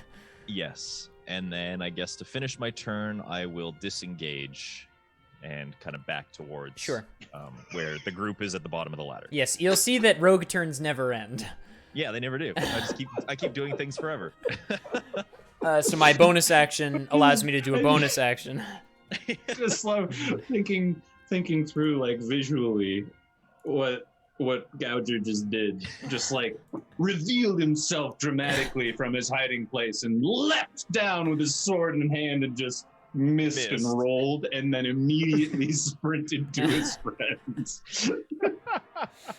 Dude, Rogue is just like, it seems like they just go on forever, and somehow I'm on the other side of the country now. You've settled down, actually. You've settled down. I've raised a family. It's true. All right, so now next up is the dog. And if I'm not mistaken, Grum is the only person still on the rafters. That's correct. He no longer cares about hitting you to the ground. Oh, okay. Because other things have happened. Yes, they have. People have cast themselves. He lost a head. So he's gonna try to bite at Caius. Quick thing, looks like Channel Divinity is once per short rest. Haha, yes. Yeah. Caius was right. It Bobby says was it. right. It says it in the cleric thing, but it doesn't say it in the paladin thing for some reason. That's actually really weird. All right, Bobby, Read all the does classes. an 8 hit you? Hell no. Okay, yeah, you're fine. But it has multi-attack. And technically that's because it had 2 heads, but also it is just, it's going to take a multi-attack. I was about to point out, like, does it have multi-attack still? Well, it rolled a 1. So it casts itself in trying, it bites at you, and then in a last-ditch attempt to bite you again, it rolls onto its back. And it's like, Does it incur an attack of opportunity it because sure it's such? does. God damn it, let's do it. I'm taking this small. Am I taking them all? Yeah, I'm taking them all. Does a 17 hit? It does. Someone writhing on the ground. Okay. 2d6. That's a 5. You hit this thing, and it whimpers, and then rolls back onto its chest and starts slowly moving away from you. Oh, Poor puppy. now I feel bad. It's now Grum's turn. Yes, it is. From, would you like to cast yourself? Yes, By I chance? would. My -2 intelligence and my +4 strength, combined with my immense pride and battling prowess against things that are not stationary and not spiders, compel me to one-up my mates and cast myself. Cast away. I'm casting, baby. I am casting. I'm taking my newly bought glaive Ah, and Nice. descending from on high in order to put the finishing blow on this poor pup. No one used the pillows. You could have held the pillows out in front of you while you were falling. oh, Oh my goodness. oh, Danny with I the would- retcon. I would never. The only one who I would didn't never. cast themselves. Bro, Danny thought of that immediately and then was sitting on it but didn't want to tell anyone so as not to ruin the sport of the I game. just thought of it just now. Oh, okay, never It would have mind. been so good. No. You ruined the pillows pillow. Are only, You ruined they're the good. pillow. Yeah, exactly. I spent some good money on those fucking pillows, dude. What would the pillow owner say? The shop owner, if he knew that we were doing. Yeah, that the with those CEO of Head Here. What would he say? pillows? Yeah, dude. Head here, not knees, not body. Head. It's not a you body get it. pillow, it's a head pillow. Do you do I see need an to- anime waifu? No, I don't. Do I what need was that, to Patrick? roll Do, for a those, hit? do they sell those at that pillow store? Oh, of course they do. They sell them Oh, everywhere. great. Yeah, okay. Buy You one, got get you, one. you got everything from your yeah. Okay. What's up, Grum? Do I roll to hit? Yes. Okay. Can I roll 5 times to get something above a 10? All right. That was my 8th roll. It's 12. Did you get what was I your got what? first roll? Oh, that was a 3, but I didn't like it. Okay. Well, let's just keep doing it. Oh, okay. So that's actually 8 with a +5 attack bonus. Yeah, That's it's 8 a hit. miss. You do cast yourself to the ground, and you do be having to roll athletics though. Oh, okay. This time I'll just do it once. I'll just do it once this time. Okay. Oh, that's a 24. You cast yourself off the ledge, and it doesn't. Even though you missed, you were aware you were going to miss as you left the ledge. Like you could tell maybe your trajectory was off, so you converted it into just a move at the last second rather than an attack to try to look cool, and it works. You cast yourself off and land with the glaive first on the ground, and then flip over the glaive, land on your feet, pull the glaive onto your back, and turn to face the dog. Luck faints.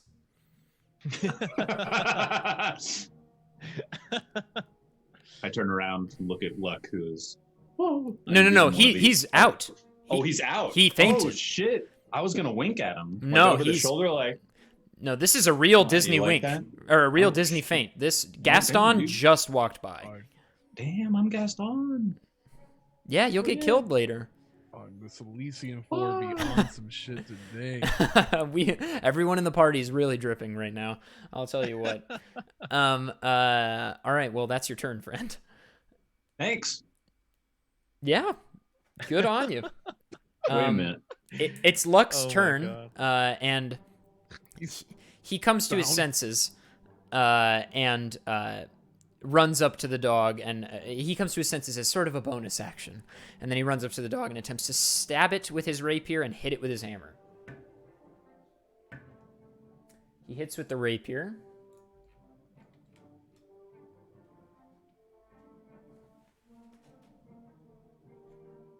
Where's my d10? Here it is.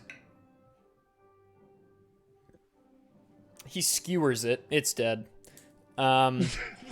He did 11 damage with a rapier. Amazing. He just Okay. stabbed it through its head, and it was like, and then and it is gone from this world. And no one casts like Gaston. That is so good. That's so good, Benjamin. I also like the little, I now understand these emotes that you're doing, Bobby. I now get it. It's quite good. So yeah, it's dead, and there you go. Nice job, guys. We did it. We My cast legs. ourselves. Well, Lots I of didn't. casting. I didn't do shit. I missed and then missed and then like made my friend faint before he killed it. I climbed down a ladder. Hey, how did he attack while unconscious? He came too. I'm no Gaston if he came too. Yeah, you're LeFou. I thought I was Gaston. Turns out I'm just LeFou. All right. So yeah, the room is open and the door is unguarded. Bust through that shit, dog. Okay. I'm gonna do a quick search. Like, there isn't anything like hanging on this chained beast that like. Not really, no. Oh, also, yeah, I didn't mention it broke all the chains. It didn't say that, but it did happen. You know, you guys saw it, so. Yeah. I was there. Clear as day. So what was that? Is there like a string of chain just kind of chilling on the ground then? Uh-huh. As long as it's not too heavy, I'd like to take that with me. There's a portion that when Caius removed one of the noggins, the chain slipped off the back of its neck onto the ground. It looks like it's sort of like a carabiner. You can like unhook the chain from the necklace, and you'll have this big long section of chain. It's kind of heavy, but you could definitely carry it. Okay, I'll take that then. Weird. I would like to retrieve my silver piece that I dropped. You find it. Excellent. So you open the door, and can we get something ominous, please? There we go. Okay. On it. You open the door, and it leads to a sort of like another sort of rafter. You just keep going down.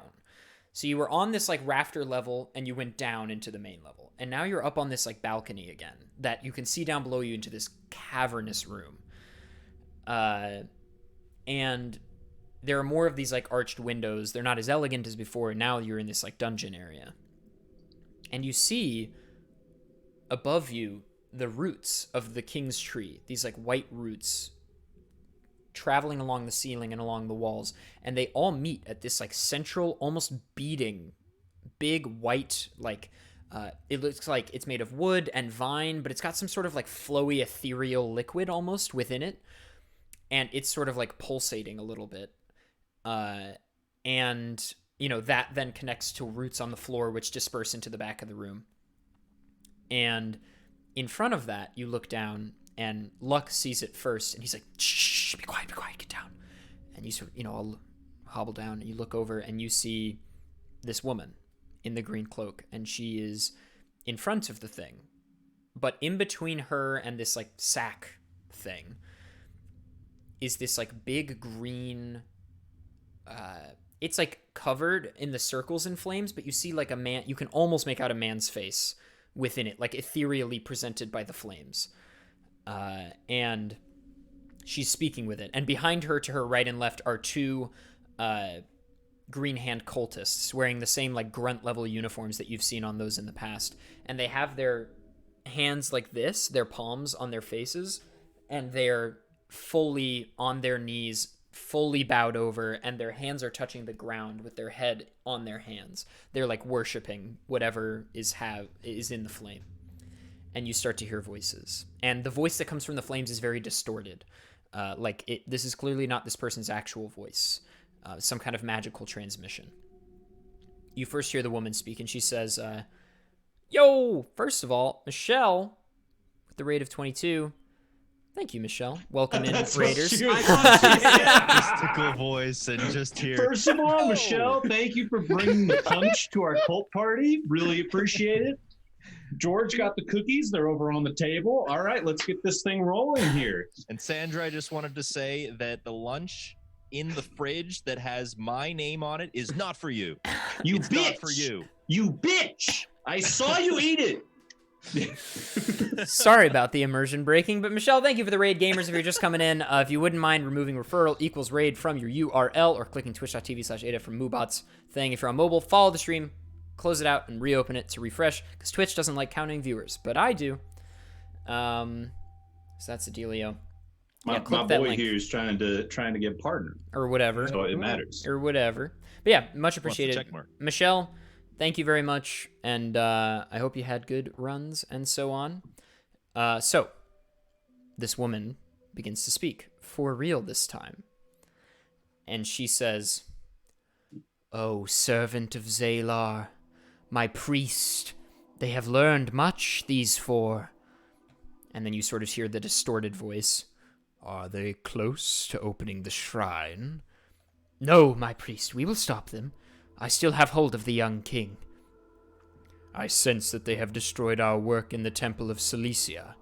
First, they fight the Index and free his demon. Then they release our hold over the Shrine of Solace. Now they fight you, my ring. I trust you will dispose of them before they cause us any more trouble." "Of course, servant of Zalar, of course." And Luck butts in. He turns, he says, "You lot really get around, huh? These lads hate you." And then he speaks again, the voice in the flames. "Our hold over Shalane is close. The work which Zalar entrusted to me is nigh on complete. Our hold on the Eastern Council seats is imperative to convert Kalumnos. Do not fail me." "It shall be done." And then the flame says, "For Zalar, God of gods." And then she and both of the cultists together get on their knees, rise up to this position, put their palms to their heads like this, and then their palms to their face like this. And they say, "For Zalar, God of gods," all in unison with their hands like this. And then the flame sort of dissipates into the air. And the woman turns around and she says, "You heard the priest. Protect me." And the two of them sort of station themselves at the front of the room, and she turns around, and now her back is facing where the flame just was, and she kneels and begins to meditate.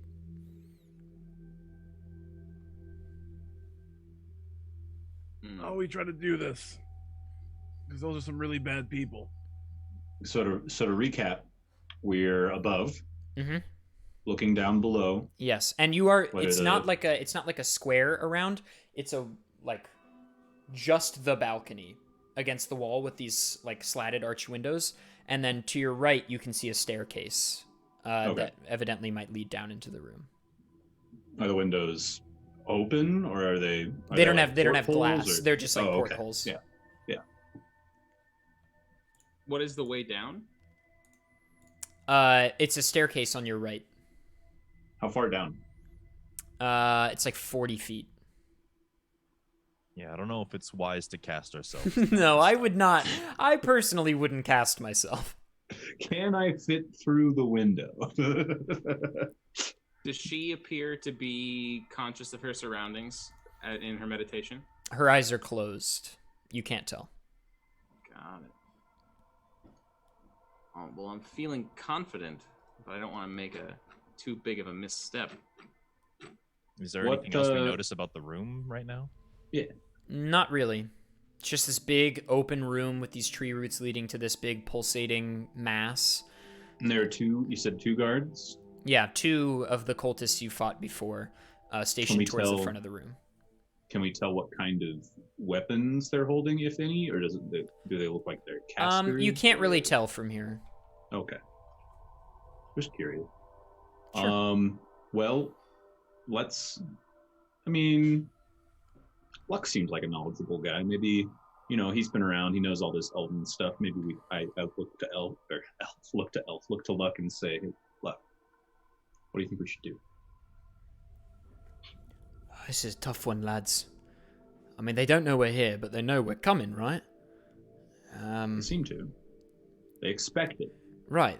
She said that we're coming. I mean, she must know. Do you want to What say we just go down the stairs and Honestly, make this confrontation, I'm not sure there's any better plan, to be honest with you. fellas? Lucius, What do you say? The brave. I begin creeping to the bottom of the stairs, and I'm going to cast Thaumaturgy to create a green flame floating Oh, this is so smart. What the fuck? in the opposite direction of where we are. And it hovers in the air at a similar height as to where the Zalar or the priest was. How far away can you put this thing? Let me check. Also, gamers, really quick, if you're just joining us, this is Speedrunners and Dragons. This is the 4th episode. This is a live stream Dungeons and Dragons campaign featuring speedrunning personalities and streamers. And we're about to encounter a woman who has brought much, much, much terrible things upon our party. Deep in the dungeons under an old mystical tree. You know, D&D type shit. Okay, so I can do it up to 30 feet away from me. Okay. You cannot put it all the way to where the flames were. The room is like, from the staircase to the thing is like 100 feet. It's a very, very big room. Also, I'm going to write this down because I often forget what I say about this. It's 100 feet long by 40 feet wide. And they're at the very end wall from where we are. Like, there's the back. She's like 10 feet in front of the tree thing, meditating, Okay. and they're like 30 feet in front of her and split. So 60 feet away. Yeah, 60 and feet the tree away. thing's 100 feet away. And she's 90 feet away. Mm-hmm. Okay. Got it. Cool. Are we at the back center? Are we on either side? You're going to right be on side, the right? right side. Yeah, you're on the right side of the room at the bottom. Like, and the staircase is closed off by a wall. So if you're just standing at the back of the staircase, you can kind of be against the wall and like peek around without being seen. Got it. So they're about 70 feet from us then, the guards are. Since we're kind of to the side, not straight on. Yeah, I guess. The one on the right is about 60 feet from you, because there's one okay. that'll be closer to you. Right. Cool. Okay. Well, I am going to cast Thaumaturgy then to be 30 feet directly across the room, kind of like up and to the left of me, like towards the guard that's back and to the left. Okay. So it basically takes their eyes off of the back right corner. Okay. And it's going to be 2 on top of each other. One is going to be a green flame that tries to approximate the shape of a person as much as possible. Okay. And the second one is, you can make an instantaneous sound, just going to be the word ring in some disembodied voice. Okay. So this green, like, sort of ethereal mass sort of appears near the thing, and the ring, she hears it and looks over, and both of the guards look over. And I can maintain this for about a minute. okay, the first guard, who's nearest to it, walks right up to it, and he goes prostrate in front of it and begins to, he begins worshiping it because it's all he knows. And then the other one assumes he should follow suit and runs up and does the same thing. So the two of them are there worshiping it. The ring, however, she sort of looks at it, walks over to be about 20 feet away from it, and then starts looking around, unsure of what's happening. I am hoping that my comrades make use of this situation. And we're all at the bottom of the stairs with you, I imagine. Mm-hmm. Is there anything in the room that we could hide behind on our way over, or is it just kind of like a... Not really. Mm-hmm. Okay. What say you guys? So we're not in a battle yet, right? No. So if this is lasting for a whole minute, then we have time to slip by and position ourselves between the 3 of them and the tree bulb. If we're stealthy enough, maybe. True. It's an option. Stealth. Are we trying to are we trying to protect it or just attack them?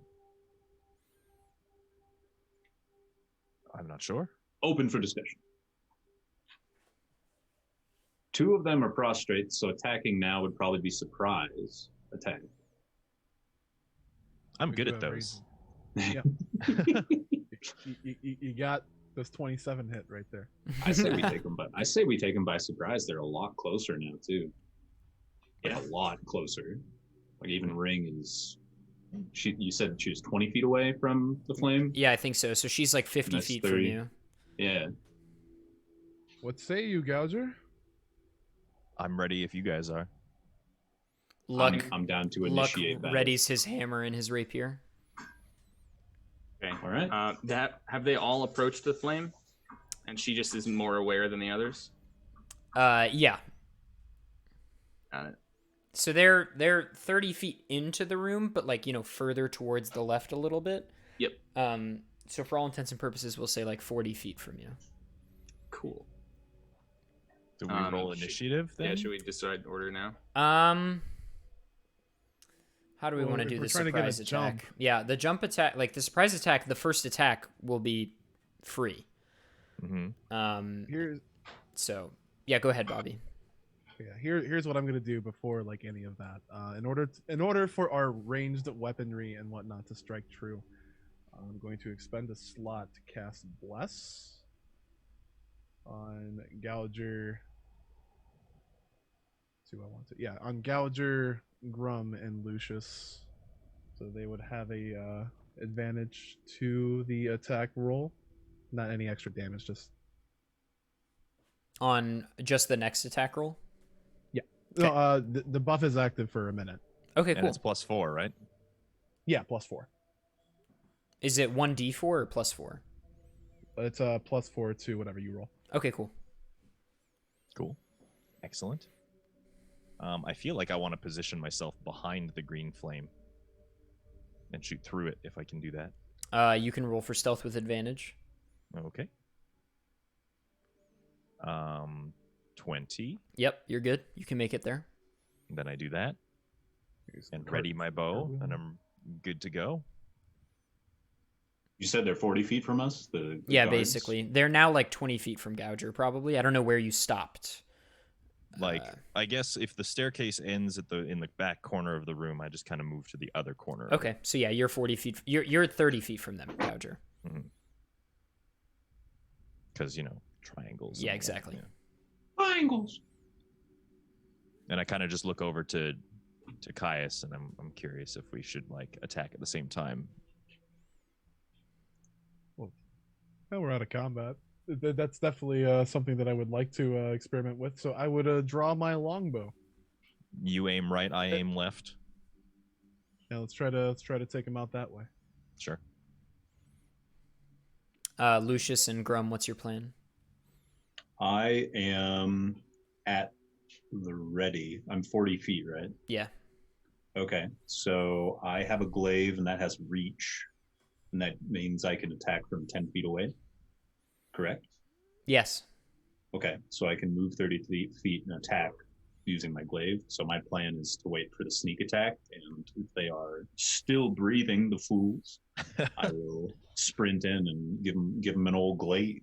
I think that Luck is going to try to move into the room a little bit near Gouger. He doesn't like the idea of Gouger being alone on that side of the room. So he's going to try to sneak over to you. He does so.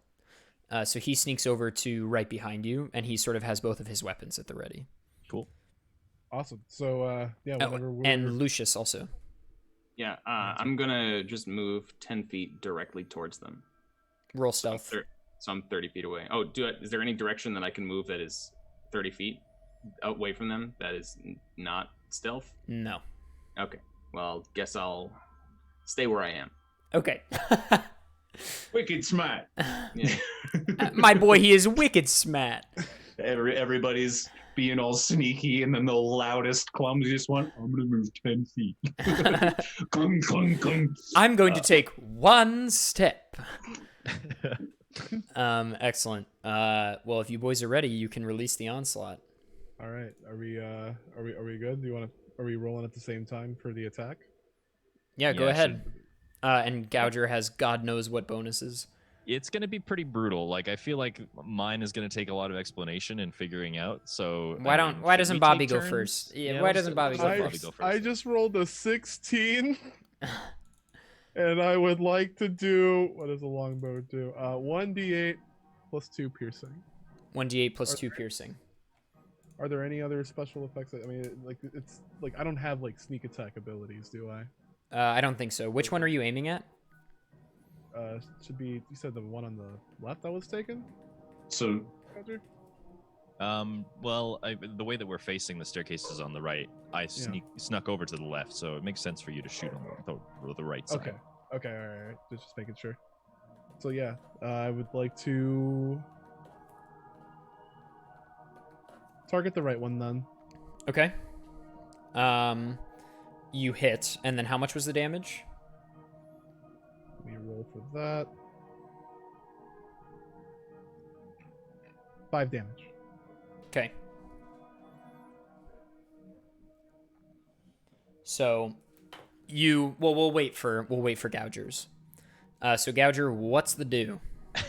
Oh boy, is this fun. This is honestly going to be my favorite part of absolutely every encounter because I'm buff at the very beginning. So, assassinate means I have advantage on the attack roll if the creature hasn't attacked yet. Yes. So, there's that. I also get a critical hit on any creature that is surprised, which I'm sure we are surprising them. Yeah, you are. So, oh boy. Okay, so my advantage 16 plus 7 is 23 plus 4 from the bless. Yes, so Is 27. way more than necessary. It's a hit. And now sneak attack means that I get 2d6 damage if I had advantage on the attack roll bonus, plus double what I'm rolling for The crit, yeah. For the So crit. it's 4d6. Well, I have Those are 1d6. 27 hit? I have 1d6 on my short bow plus 2 extra for the sneak attack. So 6 total? Or is it just So the sneak double- attack is a separate thing, right? grants you the crit, or is that the The sneak attack is separate. The sneak attack is I do 2d6 damage if I have advantage on the attack. Oh, that's a completely separate thing. Okay, Okay, yeah, you do so- not get crit on the sneak attack. So you get the crit on the weapons damage. Right. So you'll do whatever the dice is, you'll double it. So 2d6 because short bow crit plus 4 plus Yes. 2d6 for sneak attack. Yes, so 4d6 plus 4. Right. Boy, about to Oh. explode. 18 damage. That's a large number. Is this a short bow? This is a short bow. Yeah, okay. So Caius, you're both drawn, and Caius sort of gives the signal, and you both loose your arrows, and the guy that Caius hits is on the ground, right? And it hits him right in his side, and he rolls over to the side. He's like bleeding so hard. The guy you hit, the arrow goes into his head, and he does not move. He stays exactly in place. He doesn't even jump. He's dead instantly. Like, nothing has happened to him. Just like clean in through one end and out the other. Just No, it stayed in him. It stayed in him. He just didn't move. Just That's so messed up. as if he's I just love it. asleep. Taking a nap. And the other guy is deeply wounded. Well, cheers. There goes what? We're down 1. All right. Everybody roll initiative, and I will ask for it at one at a time.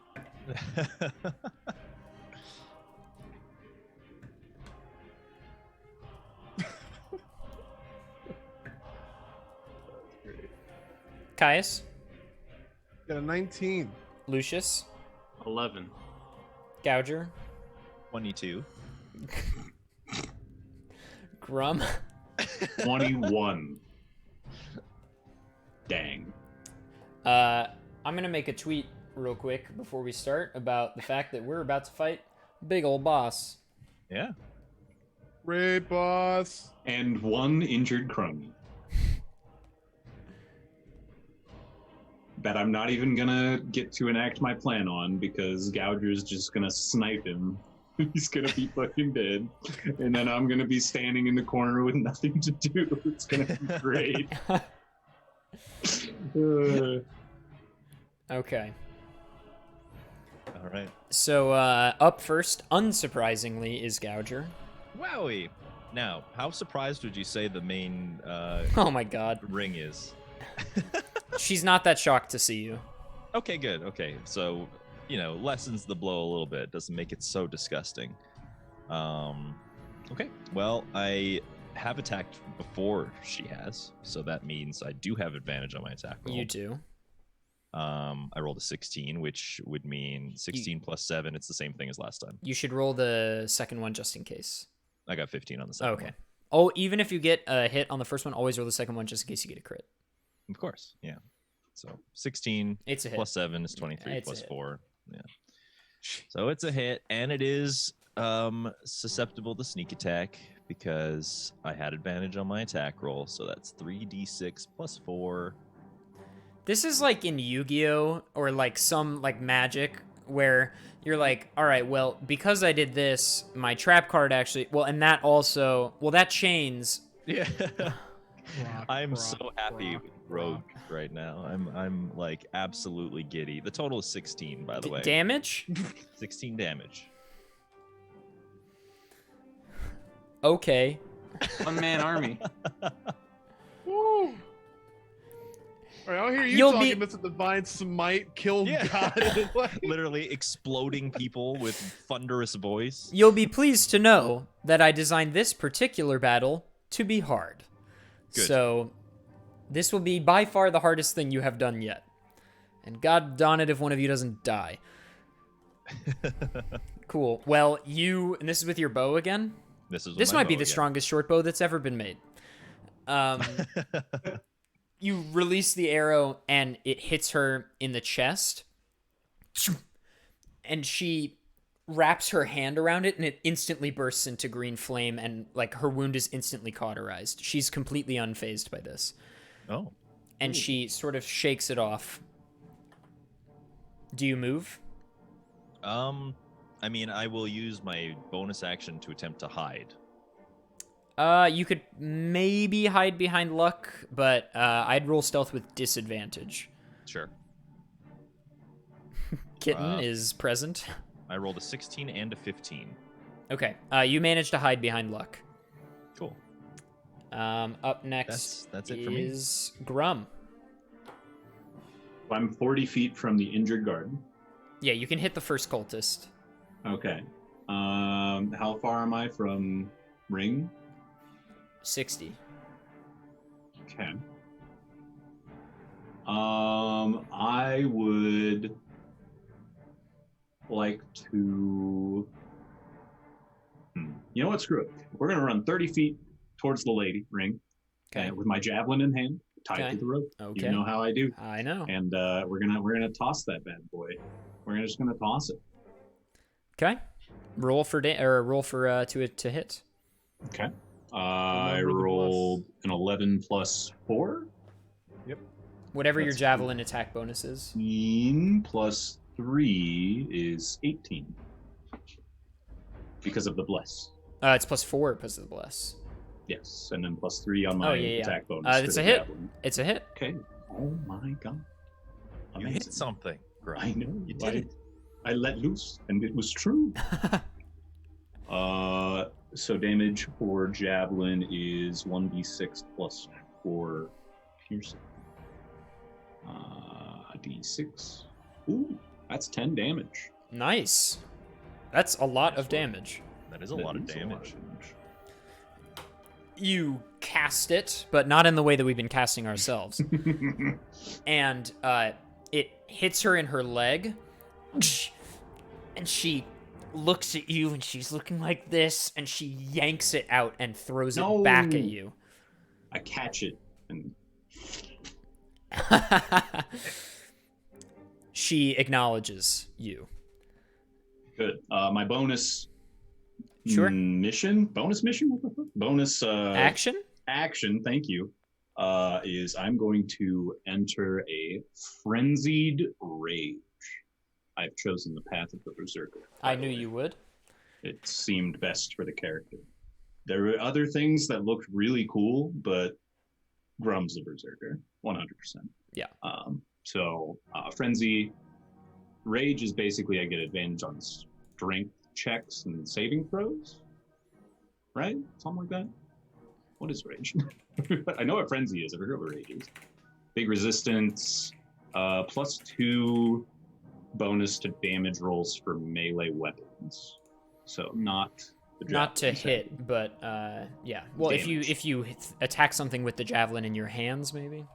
Right. It's as long as it's melee. And then frenzy is the next turn. So the next turn I have is when it activates. Apparently, I can do a melee weapon attack as a bonus action on each of my turns until rage ends. How long is So rage? I have a minute of Okay. rage, and because I'm frenzied, I get 1 level of exhaustion once rage is over. Okay. Whew. So I'm just getting. I licked her. This is gross, a nasty green gouger blood. level turn. This is a gouger And level lick turn that right blood here. off my lance, spit it on the ground, and just yell really loud. You start to see red, literally. Yes, that's correct. The The green has turned red. I'm colorblind. So yeah, you'll resist damage from piercing, slashing, bludgeoning. You have advantage on strength saves and strength checks. You gain a bonus damage roll when you use strength to make a melee attack. Cool. Word. And then yeah. Awesome. Sweet. Okay. So you did the damage, and it is now Caius' turn. I'm 30 feet away. Just for your information. Cheers. I would like to advance forward toward the wounded cultist on my right side, and I would draw my short bow again, trying to attack him. Okay. And We're in the back right corner there to our left. then 16. That's a hit. Very nice. It's just not as nice as that straight shot. Oh. Still That was just a vibing down there. They're out. Now that I'm sufficiently mad, sorry to interrupt, I'm going to go to little dragon's rooms. Sure. I'm listening in though. Okay. I deal 6 damage. All right. You shoot him, and he already had the one arrow in his side, and now this second one pushes the first arrow in further, and he's and then he dies. It's like, Nice work. I should be in And proximity with Grum, Like right I up next think, to right? Grum, yeah. Yeah. Sounds So about right. yeah. Yep, that's all my actions. sweet. Up next is Luck, and Luck notices that Grum is hiding behind him, and so in order to maintain that, he's going to do something that hopefully helps.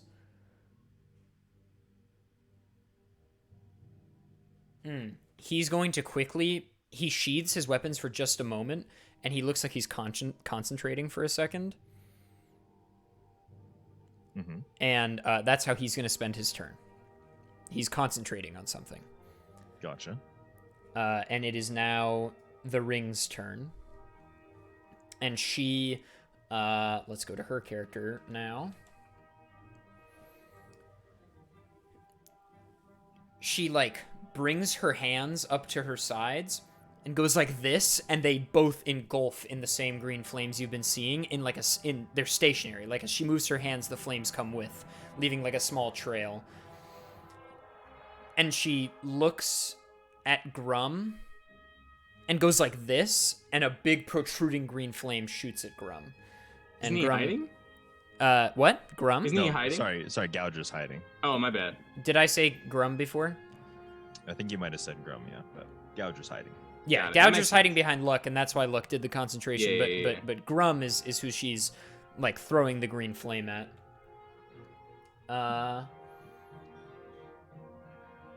Okay. I'll wait for Grum, but I know it's a hit.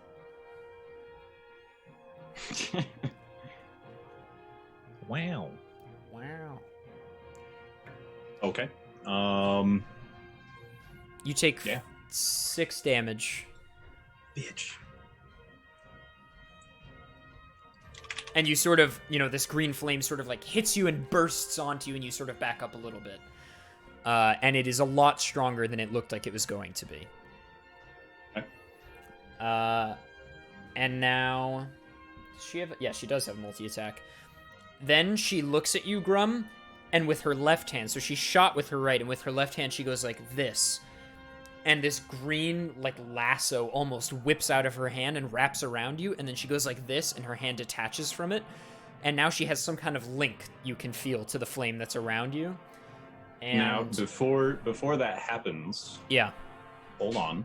Yeah. I have an ability as a barbarian, level 3. I got it at level 2 called Danger Sense, Okay. where if He's I right can below you on see the it- screen. Hello up there. Hi. I'm here. You sensed me. Uncanny sense of when things nearby aren't as they should be, giving you an edge to dodge away from danger. You have an advantage on dexterity saving throws against effects you can see, such as traps and spells. To gain this benefit, you can't be blinded, deafened, or incapacitated. Would that apply here? I don't think so. That's like Okay. environmental stuff, yeah. An environmental spell?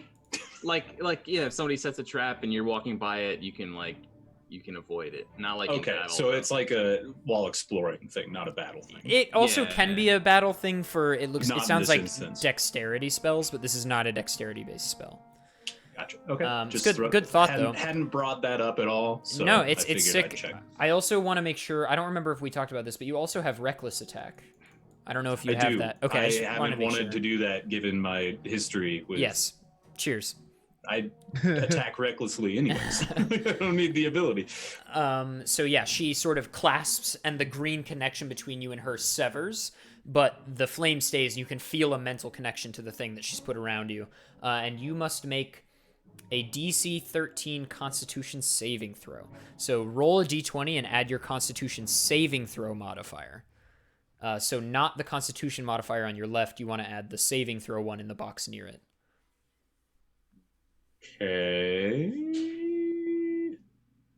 Oh, there it is. That's a nice.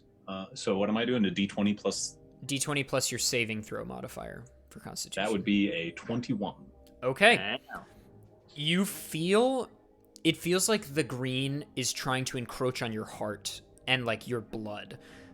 And you like manage to burst out of it in your rage, and you release it, and your arms burst forth and the flame dissipates, and she acknowledges you again. It's like the like Neo in the Matrix after he discovers he's the one and he like flexes and Yeah, the he goes- world bends around him. Yes, yeah. Yeah, exactly. That's exactly what happened. So yeah, you're good. And it is now Lucius's turn. Nice. I'm gonna have a nice short and sweet turn. I'm gonna move as close as possible as I can to her. I think I'm 40 feet away from her, so I'm gonna move 10 feet away from her. And then I'm going to cast Divine Smite on myself. And then, so actually, I'm a little curious about Divine Smite. It increases my weapon damage? Is it like the next weapon damage I do, or does it last for some amount of time?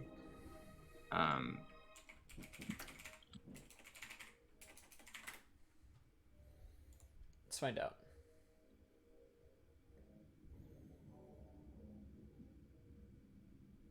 Oh, sorry. This is supposed to be something that happens when I hit a creature with a melee weapon attack. Like I can cast it in addition to the attack or something? I think so.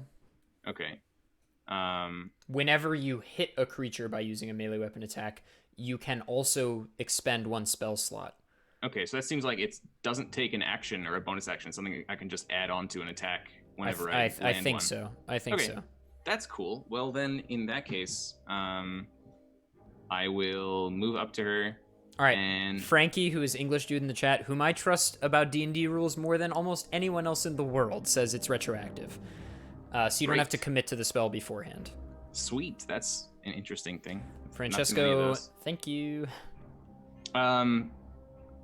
So I'm 40 feet away. I'm gonna get 10 feet away, and then I'm going to cast Hunter's Mark as a bonus action, Okay. which marks her so I deal extra damage on everything that I hit her with from now on. And I'm also going to try to cast Channel Divinity, which for my one time for the long rest. And we're gonna use Abjure Enemy this time, which is the other one. She needs to make a Wisdom saving throw against, I guess, my spell save, unless she's immune to being frightened. But if she is not, She's not. then she will get frightened if she fails, which means she cannot move. And the spell save is 14. She fails. Nice. She's stuck there. Like indefinitely?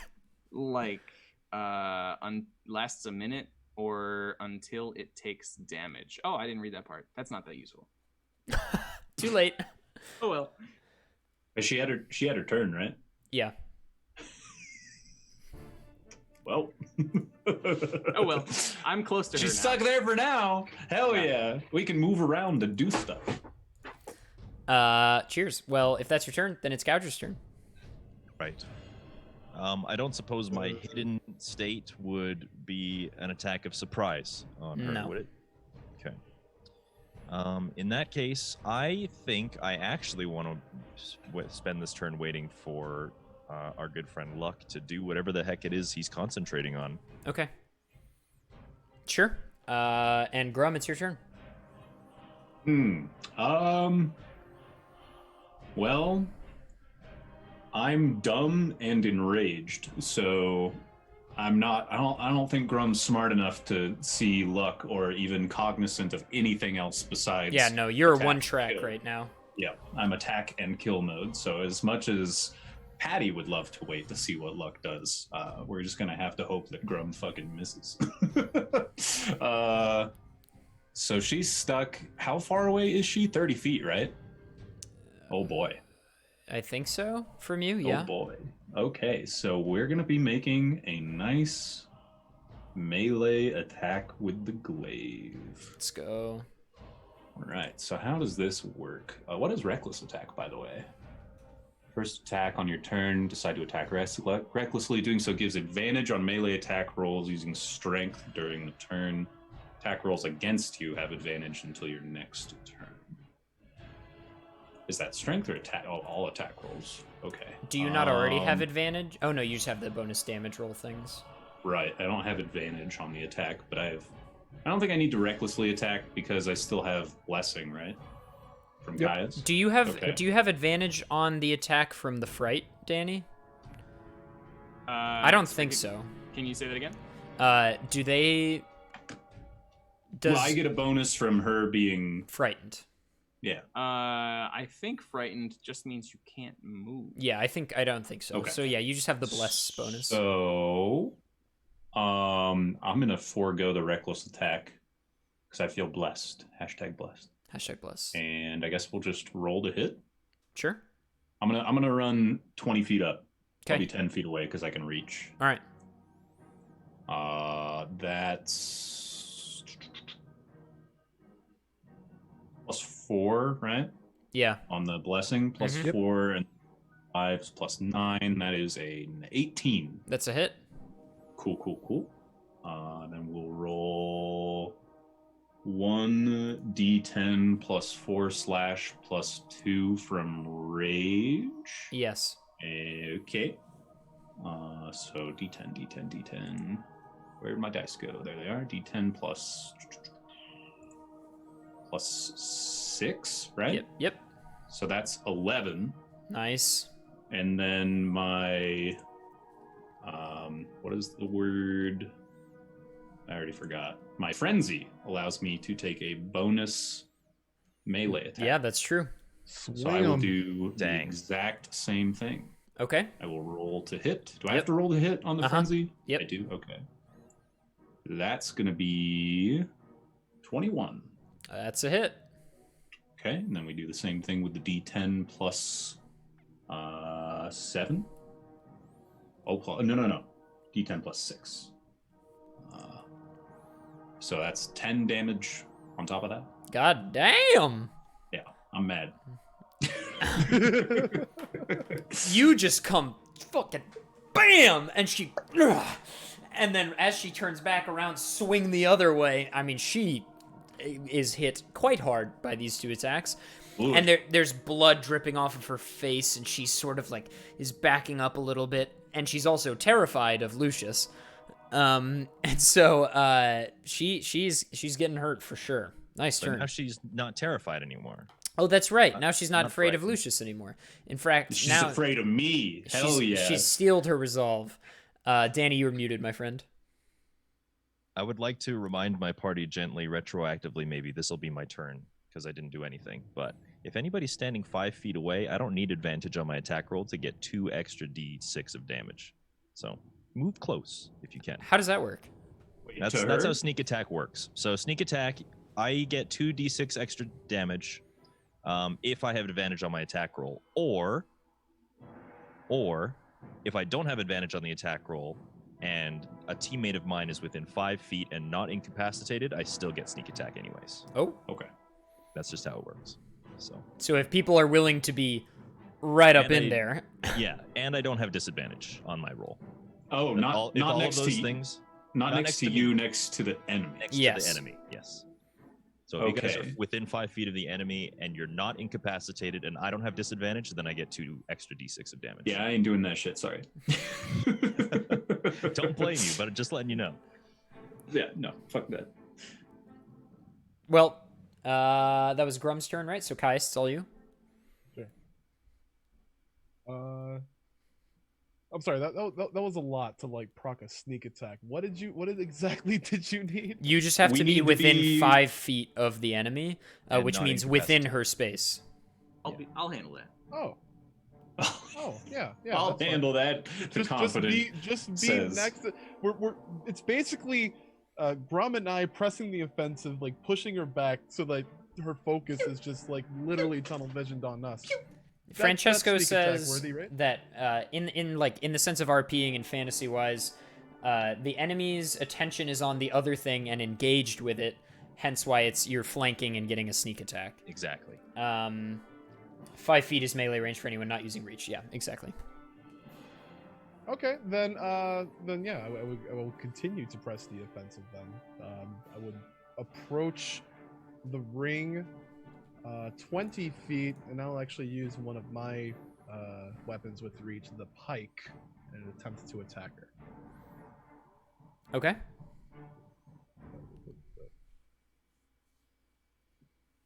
That's a 2. I'm pretty sure that doesn't hit. No, that's a miss. Okay, then I guess I'll just stay there. But you rolled to 2 to hit. You don't yet have bonuses. No, I gave the blessing to you folk. Oh, Yeah, but we you don't still get have bonus. you still have an attack bonus, don't you? I mean, not that it's probably not gonna be enough, but just like Yeah, for your own info. yeah, you are right. I just kind of like I saw the 2 and I just chopped Yeah, it off. All right, cool. So are you 5 feet from her or no? I am 10 feet 10 from feet. her. 10 feet. Okay. Bless reach, dude. Bless reach. Up next is Luck. So Luck sort of comes to, and he turns to Gouger, who's closest. And he said, and the rest of you cannot hear this. He just says this to Gouger somewhat quietly. He says, La la la la la la la la. I've spent a lot of time like around old magic. Look, I'm not gonna get into it. You know how I found the door earlier where you guys were hidden? I can sort of like detect old magic, and that thing, the tree thing, she's drawing power from it and from the king. And I think we can sever the connection. If you look behind her, there should be some kind of like ethereal trail or something behind her, connecting her to the tree thing. And I think if we sever it, she might get weaker. Right. I keep that in mind. Obviously not going to relay that because I can. It's not my turn, but Right. good to know. Is that how he uses his turn? Is just No. telling me that? So he tells you that, and then he turns around. He's like, let's fuck it up. And he says that out loud to everyone very loudly. and he runs in at her, and he swings with the hammer one-handedly. One-handedly. I like that. That is a hit.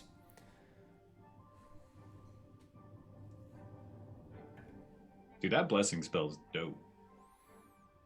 He does 3 damage. Not nothing. He hits her with the hammer, and he's sort of backs up a little bit, so he's 10 feet away as well. She's scary. Oh, that's a disengage. She gets an attack of opportunity. So she's gonna attack him with a flame fist, which I have to scroll down to. That's a hit. Oh no, our boy. Uh-oh. Oh boy. Uh-oh. She does 11 damage to him. She like hits him square across the face with her like a right cross engulfed in flames. He takes 11 damage. Whoa, whoa, whoa, whoa, whoa, whoa, whoa, whoa, whoa, whoa, whoa, whoa. As a bonus action. You can't take a bonus action not on your turn. Damn it. Nice try, Cheater Magoo. Stay in your lane. Peter But Magoo. wait. Then, I mean, sorry, not a bonus action. I was gonna use one of my features. Like can't I use Channel Divinity like in the midst of all this? I don't know. It's like No, the it's an action, I think. Is It'll it? say if it's an action or a bonus action on exactly which thing you're taking. But either way, it's not on your turn. For sure. Unless it was like a reaction thing against you, then maybe. It's True. the way that it's worded. Like it's against everyone but me. Like this is an oath thing. You can use a reaction off turn. All right. So what is the exact contents of the thing? It's so the feat is called Rebuke the Violent, and I can use the Channel of Divinity to like whenever someone suffers an attack from something within proximity, which is 30 feet.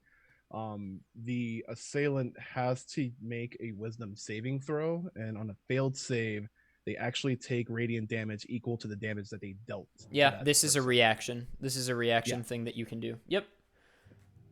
So that yeah. Sweet. What's your DC for wisdom?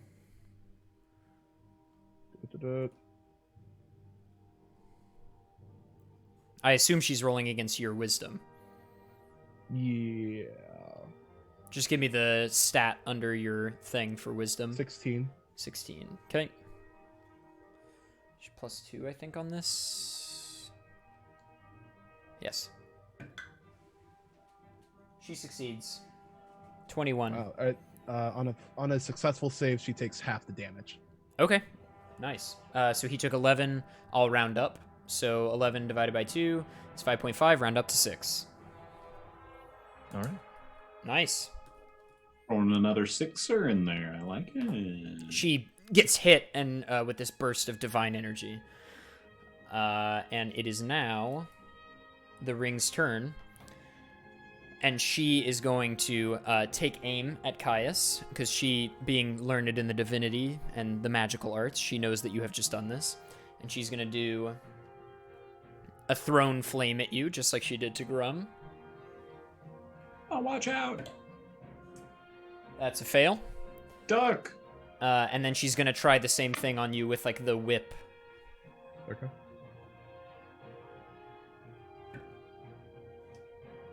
Does an... Oh, this isn't an attack thing. She just does this. I forgot.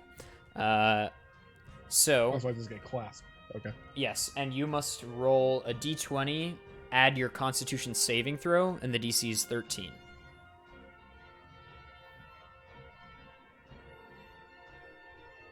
What's DC stand for? All right, Difficulty something important. difficulty class, I believe.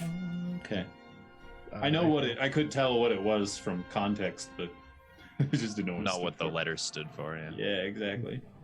Yeah, I failed that. Okay.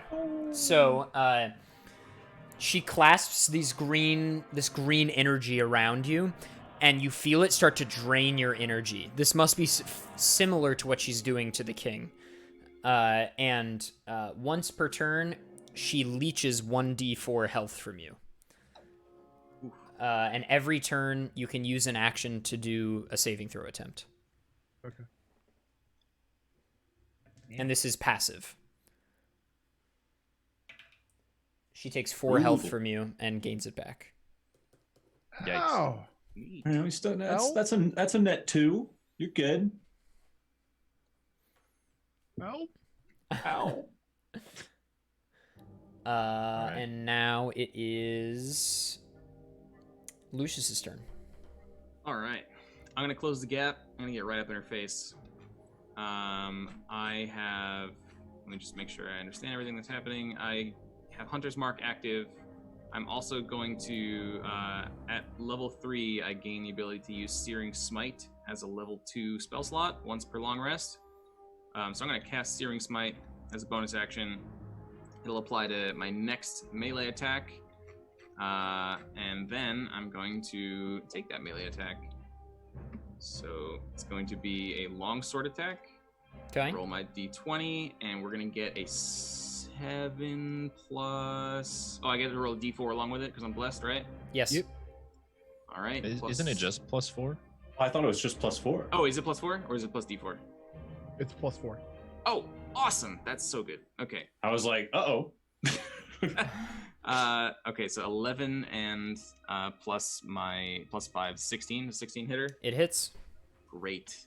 Oh god, here it comes. I'm gonna pop Divine Smite on it also. Oh, here it comes. Here we go, baby. Here we go, baby. All right. Get those so LFGs in the chat.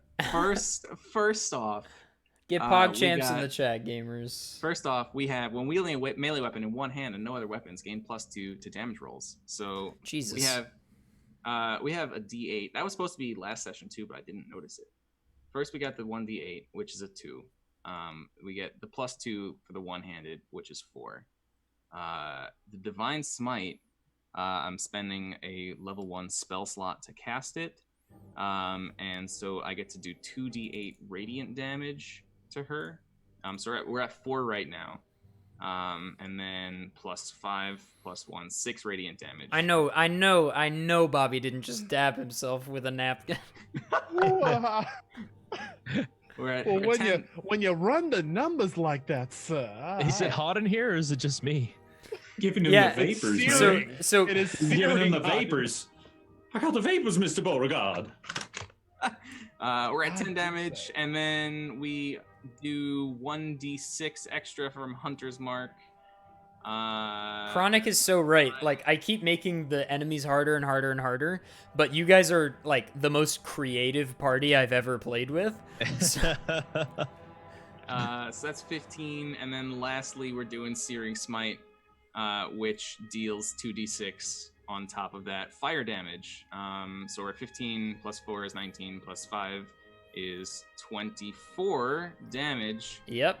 And so the Searing Smite causes her to ignite, and she must make a Constitution saving throw at the start of every turn of hers, until she succeeds or uses an action to put it out. Otherwise, she takes more fire damage. Well, He's already dead. well. Here's what happens now. Okay.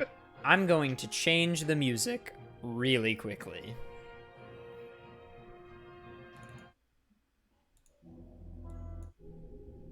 Okay. She gets hit with this onslaught. Just an absolute barrage of nightmares. And she's engulfed in flame and is backing up, and not the kind she likes, it's red. And she's backing up and she's bleeding from everywhere. And she says, "Enough! Enough!"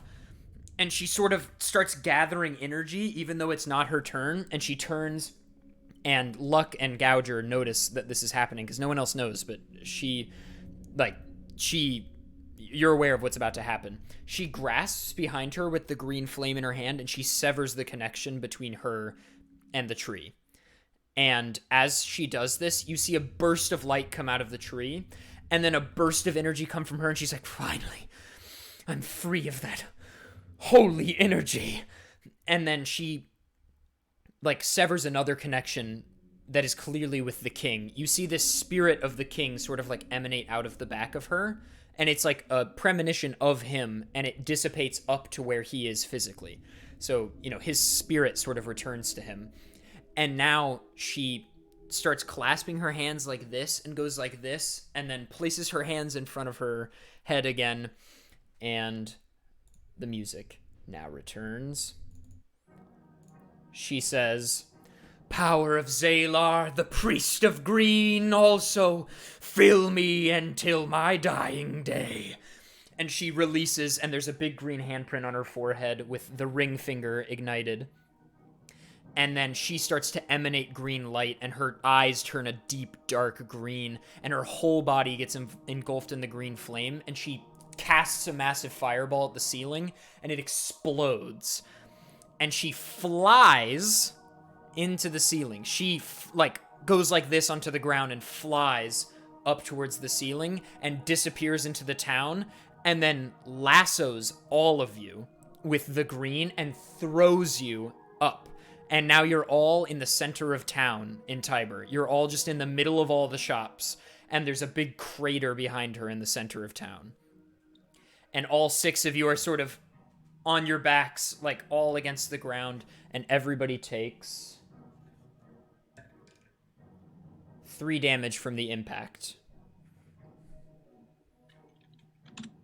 Jeez. All right. And she's now hovering above the ground, about 15 feet in the air, and she's got even massive green flames. Clearly, this is some kind of, like, destructive pact she has just made with her god and with this priest guy. Some amount of, like, literal godly magic has just filled her. She just said, "That is not even my final form." Super Saiyan level 2. Flame on! That's so good. Well, there you go, and it is now... Whose turn was it that went last? Lucius? Me, yeah. Yes. Okay, it's Back Gouger's. to the top, right? It's Gouger's turn. Okay, I'm curious about the layout here. How far Yeah. is everybody? What's going on? Okay, so this is a great question. You're now in the center of town. You can see way back to your left, head here is there. There's no one in the area, but people are beginning to wake up and look out their windows and everything. But you're past the shops. So you're in a big, open, central area of town. There's nothing really around you. It's this big, open area. And then the huge crater behind her, which clearly goes down to the King's Tree, like, root basin. Or base, rather. And... like, she's 15 feet in the air, right in front of the crater, and you're at the back 40 feet away from her, and also the 15-foot gap. Right. Before Gouger takes his turn, do I have a reaction from being attacked with this horrible green lasso? Probably not. This is sort of like this is a cutscene, as it were. Yeah, that makes sense. Enter the cutscene. Okay, so the engulfing of flames that Lucius did on the last turn, has that been wiped now that we are? No, she'll still take damage from that. Okay. Also, I need water. I can still hear you as you make your turn, but Sure. make it. Well, now that we're out in the town, hiding is something that might be easier to do, so that's good to know. We can't be within 5 feet of her anymore, unless you spontaneously she's- learn to fly. Yes, unless she's brought down or something like that. That is okay. I'll have to deal with that, I guess.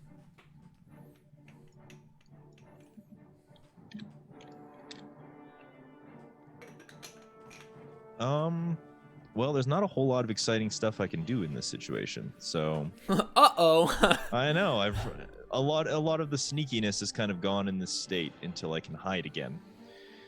That being said, I look up and I draw my bow and I shoot and make this happen again. Let's do it. Does 22 hit? It does. I sure hope so. And 8 damage. Right on.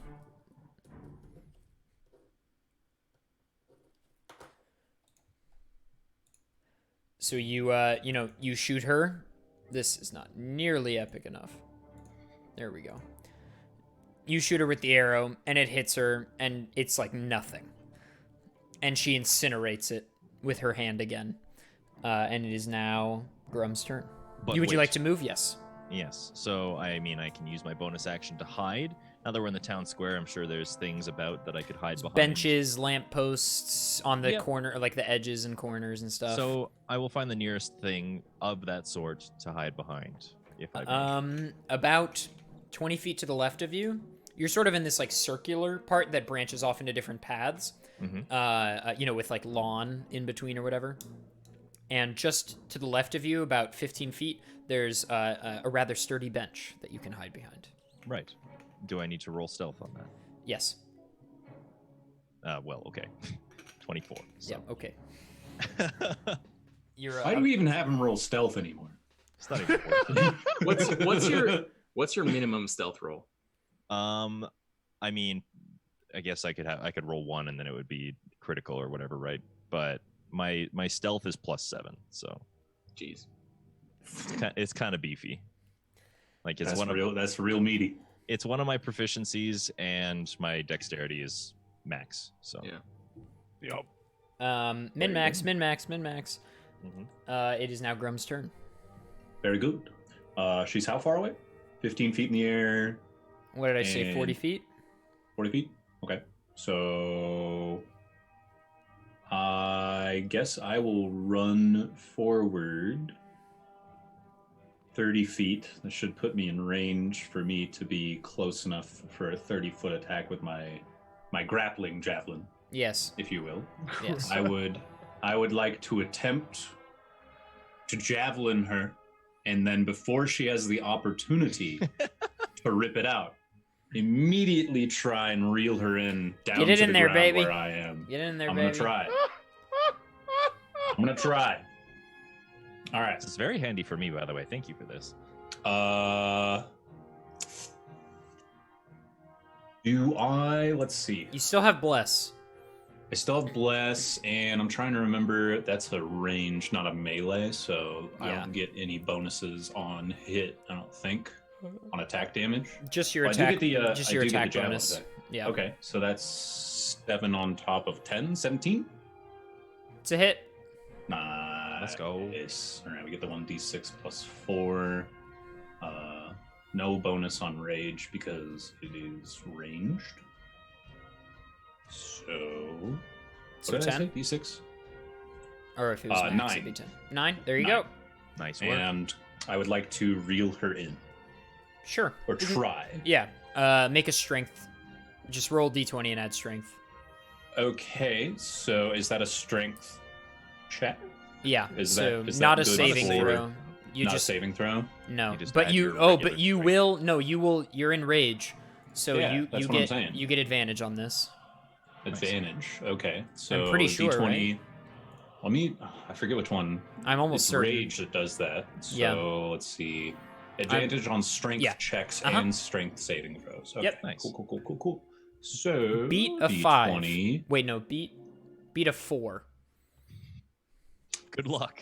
Damn, dude. I don't know. Does 18 beat a 4? I think so. All right. So you throw the javelin, it hits her right in the stomach, and then you're able to just yank her down. She like bounces on the ground and hits the ground again, and it makes an impact where she hits the ground. Nice. And she musters herself to her feet instantly and yanks the javelin out and snaps it in half with her flame hands, and then incinerates both parts of the javelin. She's just showing off, man. No! But now she's on the ground. And how far away from Grum is that? Oh, she's right up in my fucking face, dude. That was a yank. She's got to be right in front of me. Yeah, she's 5 feet. She's actually in between you and the rest of the party because she went behind She went you. past. Yeah, she went 5 feet. Oh, shit. Okay, well, I guess I'm going to take now that she's broken my javelin, the bitch, I am going to turn right around and attempt to glaive her in the back with my bonus attack. Okay. Good. I know That's some it. some gamers amongst us may be like, his bonus action had to be pulling the rope. Okay. Oh no, do you want to do that? That's actually Not a at good point. all. I want you to hit her again. Yeah. Oh, okay. Well, I do. I do. It's a 23. What'd you roll? Oh no, homie? no, 27. 27. Oh, okay. It's a hit, if you were curious. Oh, okay, yeah, that's a hit. Okay, good. I was concerned. Don't okay, worry, so- I'll be nerfing this whole javelin fishing rod eventually. It's just fun right now. Yeah, I was actually gonna bring You that just up. Like, disintegrated it, so yeah. it's can already I nerfed. like make like a grappling We'll talk. piercer that does little damage but lets me reel people in because I want to hit stuff. We'll talk. Okay. So how does this work again? I hit. For now, And I though, it's do- been incinerated. Yes, that's correct. And I assume the rope as well. Oh, yes. Oh well. Fuck. My fun, it's gone. 1d10. Where's I mean, the d10, dude? They I keep have a moving this shit. I have a chain you can have, like a reinforced Ooh. javelin. Ooh. That 4 feet of heavy chain. Hey, that really Nice. weird thing that Danger's picked up. So let's see. The 1d10 plus 4 slashing plus 2 from rage is gonna be 7 damage. I rolled a 1. It's still damage. Indeed. She's looking bad. But she is harvesting as much of this power, evidently, from her god, Zalar, and from this head priest, evidently. So she is alive. And next up, after that turn, is Caius. I'm gonna make it not alive. I'm going to approach and take this maul, right? Yeah. I'm going to try to swing at it. Okay. And it's a 15 hit. 15? Yeah, it's a hit. Let me grab that. 2d6 for 8 damage.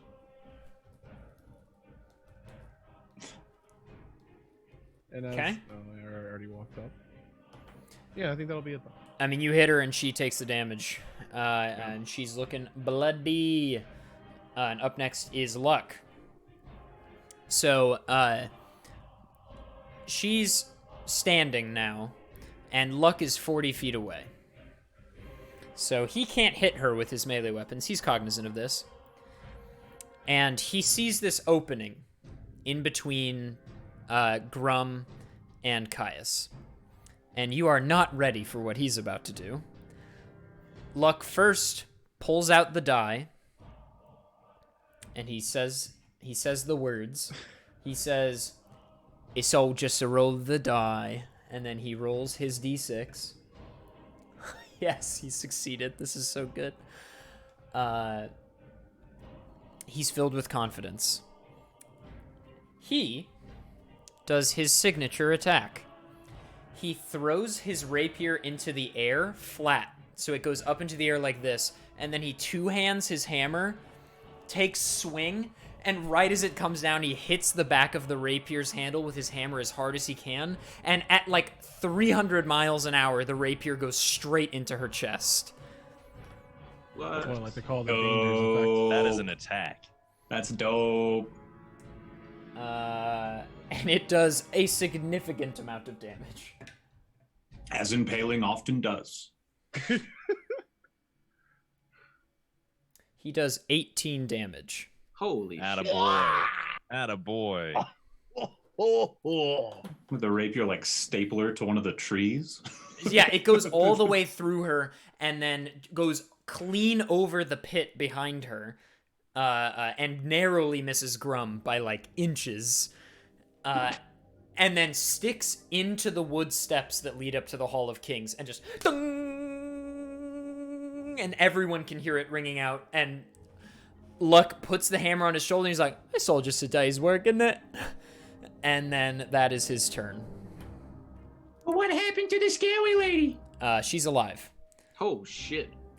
Um, It is now her turn. She has had enough. And she first takes flight again, but she only goes 5 feet up into the air, and she casts a fireball at Luck, and she casts one down at Grum. She hits Luck. Does a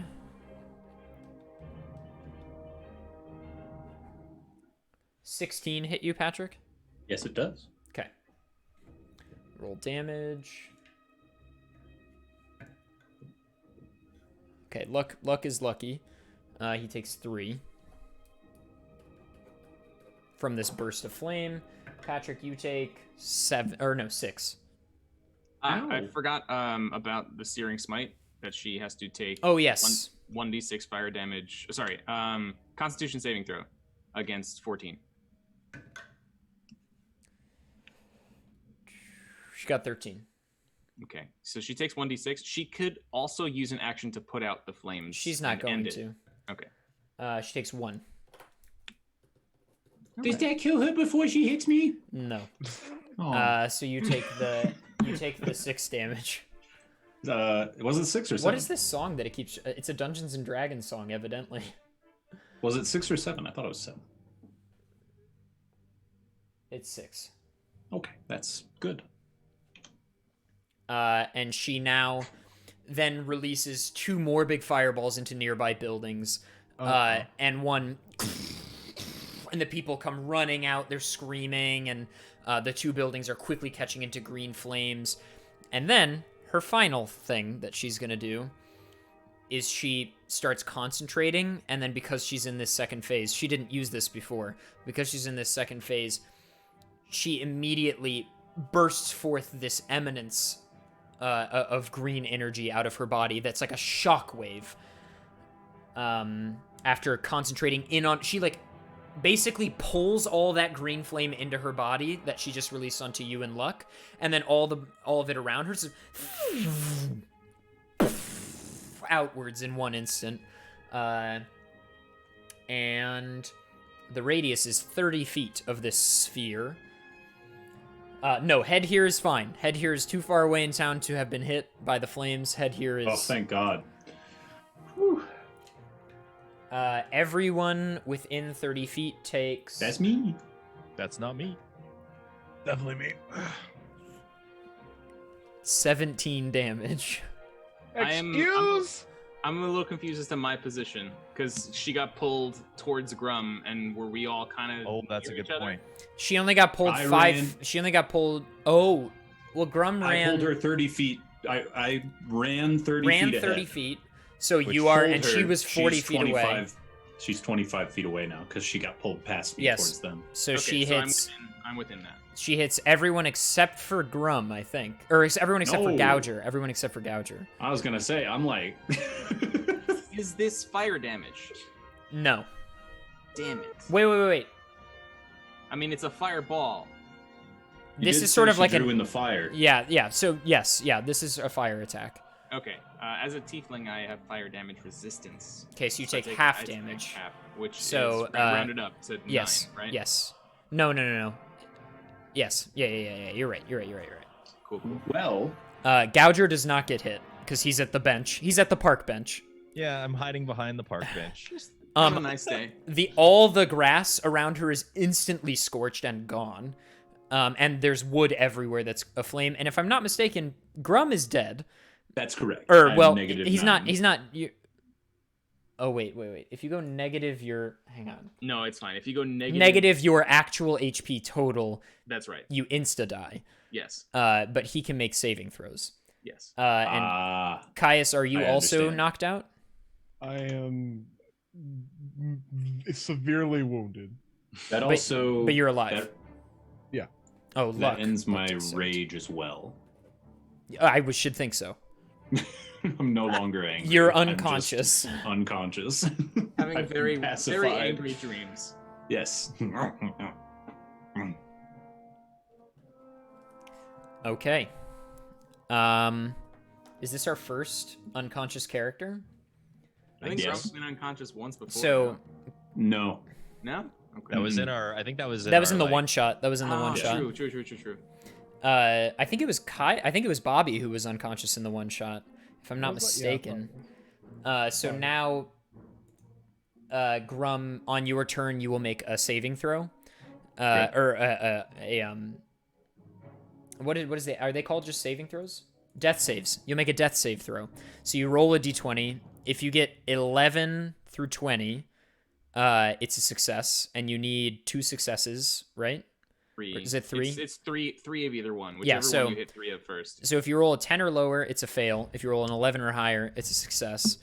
And a success puts 1, and as soon as you get 3, you come back to life with 1 HP.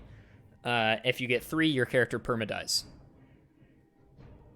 Would Oh. the bless also go toward that like death save? Because like it also affects saving throws as well as attack roll. I'm gonna say no. Let's Because it's find not a out. saving. It's not a saving throw. It's like a death. Does bless affect death saves? And the Google result is spelled EFFECT. A death saving throw is indeed a saving throw. If all saves are affected by a thing, death saves are affected. Oh, cool. So I get +4. That helps. Blessed be. That's a minute-long spell, right? Yeah, and it has not been a minute somehow. No, that's 6. That's 6 turns, isn't it? 10 seconds each. No, it's 10 turns, 6 opposite. seconds each. Oh shit. Okay. Yeah, we haven't even done 6. This is like turn 4. Jeremy Crawford, who I believe works at Wizards, says the blessed spell benefits saving throws. A death saving throw is a saving throw. Cool. Oh yeah, Nat 1 is 2 failures and Nat 20 is instant success. Instant That's right. success, like you come back to life right away. Yes, with 1 HP. Oh, cool. Okay. So you will Neat. get +4 to your death saves, which is super helpful. I am Really blessed. OP. I'm in a campaign where a character just died in combat, truly died. Dang. It's a rough go. It's So tough. what do you do in that instance? Do you make a new character that everyone meets? Yep. Is that what goes? Oh, okay. That's interesting. But they're level 1, I assume. No, they'd probably be the level as the rest of the party, just to keep Oh, things okay. easy. You just have to be a different. Okay, that's interesting. So as a reaction to this fireball hitting me in the face, I'm going to use my once per long rest. It's actually more like a fire sphere that True. emanates from everywhere around her. It's a fire shell because there's no inside. It's just the Yes, outside, exactly. right? I'm gonna use hellish rebuke. I'm gonna use some fire of my own. I step back and I just point at her, and she instantly bursts into flame, and she must make a dexterity saving. Colonel Roy Mustang over Yeah, here. that's right. She has to make a dexterity saving throw against my DC of 14. She succeeds. She succeeds. Okay, she takes half of 2d10 fire damage. Holy shit. Do you want me to roll or do you want to roll? I'll roll. It's my Okay. own damage, I guess. She takes half of 5 plus 10. Nice. So she takes 8. 8. Good God. All right, she's looking worse for wear. She's still alive. She's She- been worse for wear for like 5 turns. She was looking bad when she killed me. She takes this flame Yeah. to the face and she's just still so angry and filled with this other. It almost, her humanity is gone. She is now just a shell, basically being filled with godly power. It seems she has her free will, but like she's just the god power at this point. From sacrificing her life force basically to serve Zalar in this instance. And it is now who just went? She did? Lucius did. No, that No, was Lucius my did reaction. it. So it's Lucius's Oh. turn. Yeah. She is how high up in the air? 5 feet. Does that mean if I stand directly below her, I can do a melee attack? Yes, but I think it gives her an attack of opportunity. Because you're within 5 feet.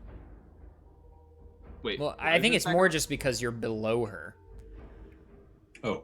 If I you thought it was disengage, if you, like, pass through. yeah, disengage. if you pass through and also disengaging must be taken as an action. Otherwise, What it's if I an attack of just opportunity. stay directly below her? Then you're fine. I will do that. Okay. Just know that makes you're. sense. Just know that you're. That makes sense. If right you had next left, to her. she would have noticed. But because you're hiding underneath her, she has no opportunity. Swipe at her feet. Okay. We're gonna use I'm gonna go directly underneath her, and I'm going to use my longsword. It's gonna do. Or I gotta roll to hit. It's a big number, 26.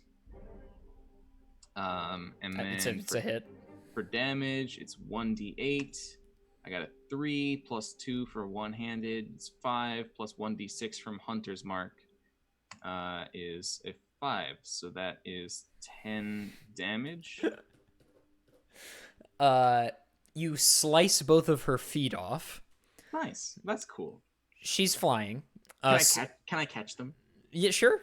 Okay. Oh, I got your feet. Got your toes. Some blood like trickles down. She's writhing in pain, and she floats a little bit now in front of you and floats to her knees, and she's now on her knees panting with her hands on the ground. But not her feet. And in this moment, she looks around at all of you, and she says, "For Zalar, the god of gods," and she leans back on her knees in the same position she worshipped the guy in the portal from before, and puts her hands to her forehead and begins amassing energy. You all have 2 turns to get the fuck out of the way. Luck looks at all of you and he's like, "The thing's happening again!" And Luck runs, uses his full first action to dash to Grum, hoist him over his shoulder, and dash back, then uses his second turn to just run as far as he can. And we'll go next to Gouger. I guess it's my turn. I don't suppose that there's any opportunity of killing this thing anymore. I don't know. Well, You could okay, try. Somebody's within 5 feet. Lucius is like right smack dab there. So Yes. I'm gonna The do the only epicenter. thing. Yeah, the only thing that I really know how to do, and that's shoot her with my short bow. Okay. Oh, it hits. It hits with like a 29.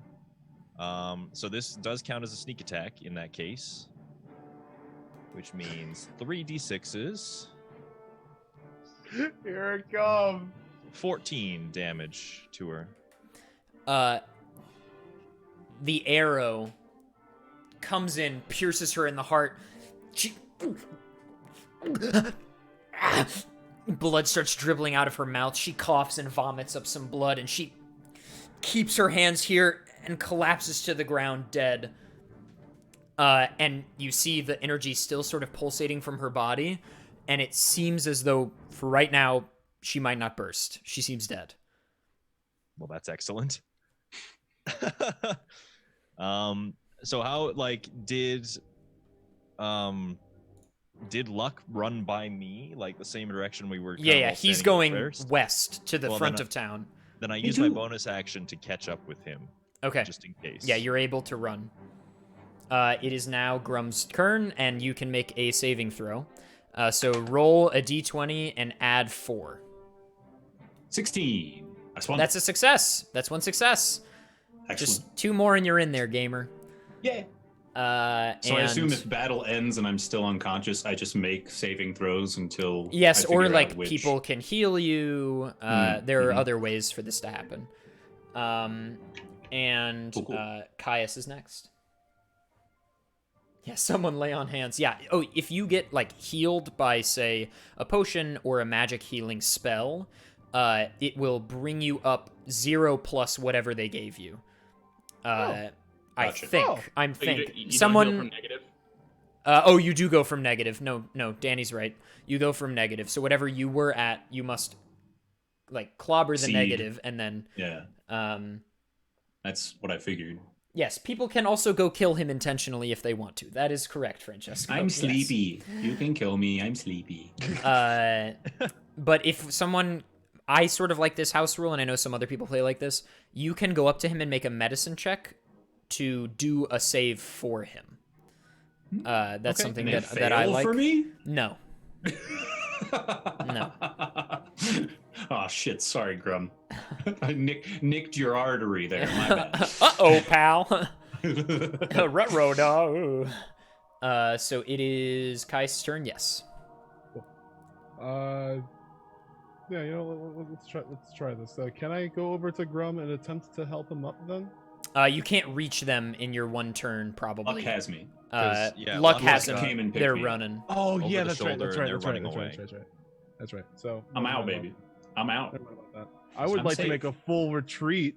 I Yeah. hope there's a way to dispel this. I thought it was I thought you killed her, but I mean, hey, anything goes with the dealings of dark and celestial magics and all that. So I'm gonna make a full retreat. I don't think that yeah, I don't think that I with my non-buffed abilities would be able to deliver a final blow, if anything. She is dead. The body is dead. But okay, word. Yeah, full retreat still. In the way of the direction that Luck went. Sure. And that means that would have been Luck's turn, but I put him earlier for some reason, but it felt right.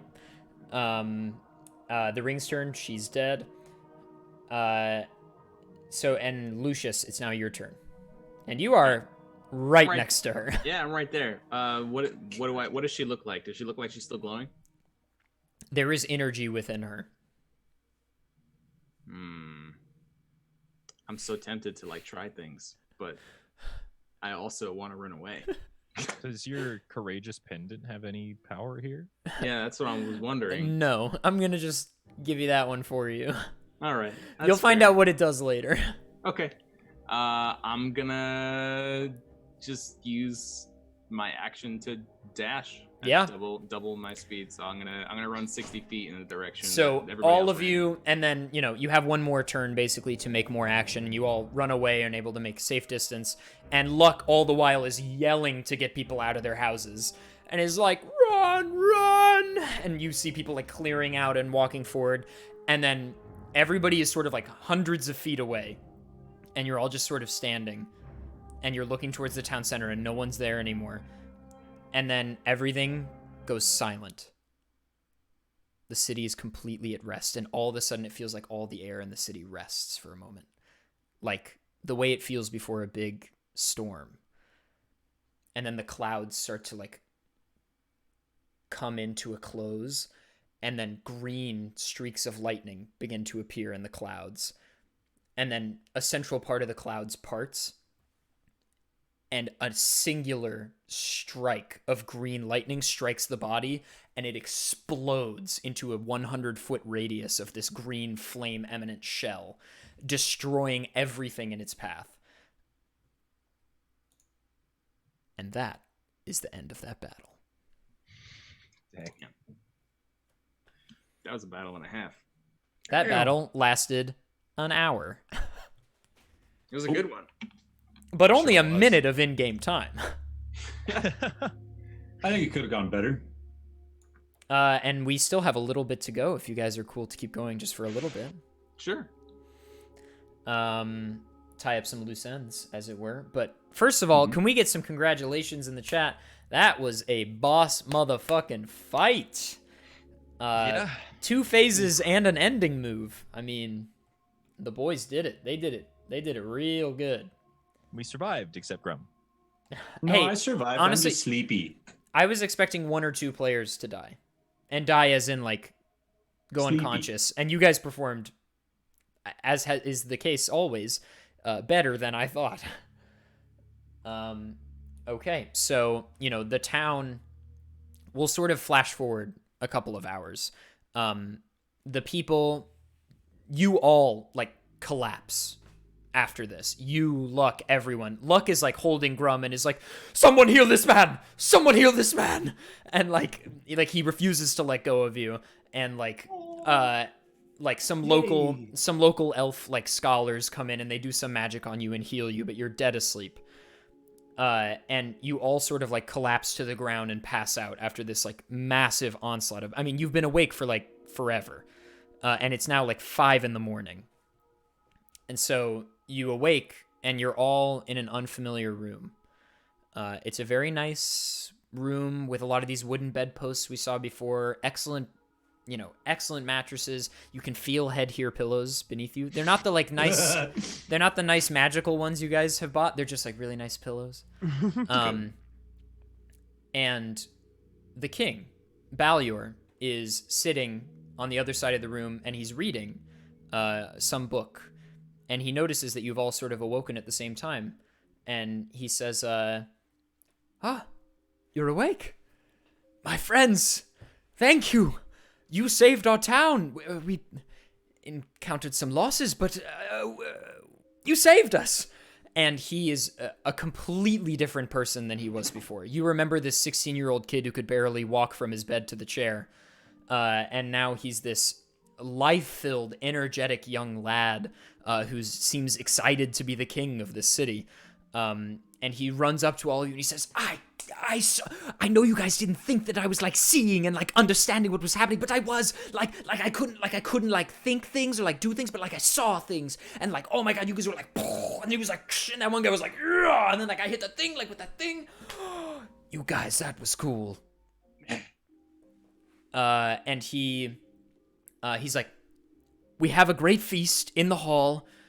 We'll be commemorating the dead. We lost a few souls in the blasts, unfortunately. We'll also be celebrating the new life for our town, but I'd like to do something first. And he walks up to each of you and he touches all of you on the head, one by one, and you feel sort of like something happens to you, and he says, you now have the king's blessing. You may enter the shrine. And he says, I'll see you at the brunch in 1 hour. And he leaves. What happened? You had a little sleepy. Oh. Everyone slept, to be clear. Okay. But Grum was asleep longer than everyone else. Does this count as long rest? Yes, everyone is full long rested. Yay! My stuff is back, like my health. But I'll never get my javelin back. Good thing I have 2 more. Oh, do you? Yes, I started with 3. Okay. Okay. Gladly. Yeah, you can sort of collect your things, collect your thoughts, but when you exit the room, you're in the same building as the Hall of Kings and the King's chambers. You're on the other side of the garden, and you can easily make your way around behind the throne to go into the magic door that leads to the Shrine of Kinyor. Yeah, well, Shrine let's time. do what we That came door here to do. I suppose we should, yeah. So you open the door and you're met with more, amazing flowers and well-kept gardens, but these don't look like they're watered or anything. They're usually kept in great care just by the magic of Kinyor, his spirit. But in this moment, you see the sort of same purple emanating mass, or I think it was green. Was it green or purple on the Shrine of Cilicia? It's a color. If it's evil, it should be green, right? I think it's green. Everything seems thematically green. If it was purple, it's retcon purple, but I think it's green. And the green sort of web of magic mass is flowing about it, the same as on the one of Solace. And it's a statue of Kinyor, and he's this, very tall, burly elf. And he's holding like a satchel of coins in one hand because he's known for commerce, and a necklace in his right hand in the statue, and it looks exactly like the one Lucius picked up beneath the tree. And yeah, that's what you see. Well, I'd like to approach the statue and call upon my friends to place our right hands on it to try to draw away the negative energy. As is tradition. Great day. Are we all going to do Day it, or for do we? Tiber and we only so need the 2, world. but- As is tradition. As is tradition. She is now dipping her hands in the pudding. As is As tradition. You all put your hands on it? Yep, let's I do it. don't. We only need 2 of us. All right. I'll stand back. And the same as before, you're able, but now from your arm, sort of the blue magic travels up your arm and captures all the green and dissipates it into the air. And just like before, when you saw the Spirit of Solace, the Spirit of Kinyor arises. And he says, "You have freed my spirit and my shrine. I thank you, wonderful warriors of Shalane. It brings joy to my heart to know that a new generation of champions has arisen. Bring new blood and hope to this realm. She so desperately needs it. Go forth and conquer the evil that plagues this land. I bestow upon you my blessing. May you find it as useful as I once did. May it make the more silver-tongued among you that much more convincing. As I think you'll find, new champions, that it is not just the sword that must be wielded to save this land. It is the word as well. Farewell. And he sort of points towards where the necklace is, and an ethereal magic sort of drifts towards it. And the necklace you were wearing now feels even more powerfully, like, charismatic. And I'll tell you exactly what it does. Before, when you picked it up, whoever the wearer was gained a +1 to their charisma stat. So that's not a +1 modifier. That's a +1 to the stat number, like 16 or 17 or whatever it is. Now it is +4. Oh, shit. So whoever the wearer is gets +4 to their charisma stat. Nice. Magical work? items. Haven't decided if work? you're about to ask about subsets. I haven't figured that out yet. What's the subset? Like persuasion or something like that, like a sub skill. Well, what happens if it goes over 20? Can it go over 20 with bonuses? Just the base stat can't. Because I have 19 charisma already. That's my max one. I mean, maybe we should just Yes, give the it necklace to sure someone. can. Ooh. Yes, it I like sure can. necklaces. Well, if charisma is like my whole spell casting modifier, so Is it really? if I could keep this, that'd be Hell yeah, dude. I did not know that was the case. You were Well- the right person to have it then. So now your charisma modifier is 23, yes? Yes. It's +6. Oh shit. That's Let's go. wild. Damn, dude, you should be the one buying stuff for us. Yeah, well now I will be. Yeah, we're just gonna give you shopping lists and I want beer. I want beer. Who said Yeah, that? buy us beer. Who was that? That was Bobby. Bobby. I want beer. I'm gonna, and we'll say that this affects the sub scores. I think. Okay. I think. It would make sense that it does. I'm gonna look into that, and I'll let you know via the server later, Danny. Okay, sure. But your charisma stat, and that is your spellcasting stat, definitely is increased. That's so sick. I like it. Yeah, I don't think all magical items increase above 20, but this is one. Most of the magical items I'm designing, and this one I think should take you above because that's sick. Makes yeah, sense. everything if he's else like the in commerce guy too. yeah, everything else in charisma is buffed. I agree with Francesco. So the sub scores like persuasion and performance also go up. So I got it's deception, intimidation, persuasion, and performance. They go up. If your modifier increased by from +4 to +6, Yeah. then they also go from plus whatever to 2 more. Yep. And yeah, I designed this item is supposed to be reminiscent of his, like, commerce was like his thing. Commerce and the spoken word. This is called Kinyor's necklace. I'll add it If you to want my to put it in your equipment. inventory. And you've saved the area of Tyber, and it was actually severing the bond between who was Shalesh, by the way. The ring was Called it. I Shalesh. figured. Called it. That much was evident eventually. And when you severed the bond between her and the tree and her and the king, or when she severed it herself, she accepted death in that moment. But what happened was the woods came back to life and the city feels alive again. They are in an era of tragedy now because they've just had a great loss. They lost like 5 or 6 citizens to the blasts, but the city is free and their king is back. They also lost Adnan. They did. And their They forests are more at ease as well. Yeah, around? the forest is saved. Yeah. It is now free to traverse the forest again, which is like their whole pastime, basically. Which is So now really that good, guard 'cause can stop hanging out there.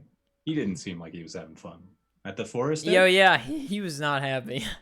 Yeah. Also- he can hang out now. That's cool. the cities adjacent are directly north and directly south, so traveling the forest would be easier for us now. if we wanted to do that. It's true. And Luck exclaims, "Oh, that's what I said I was going to do, wasn't it? I said I was going to do that.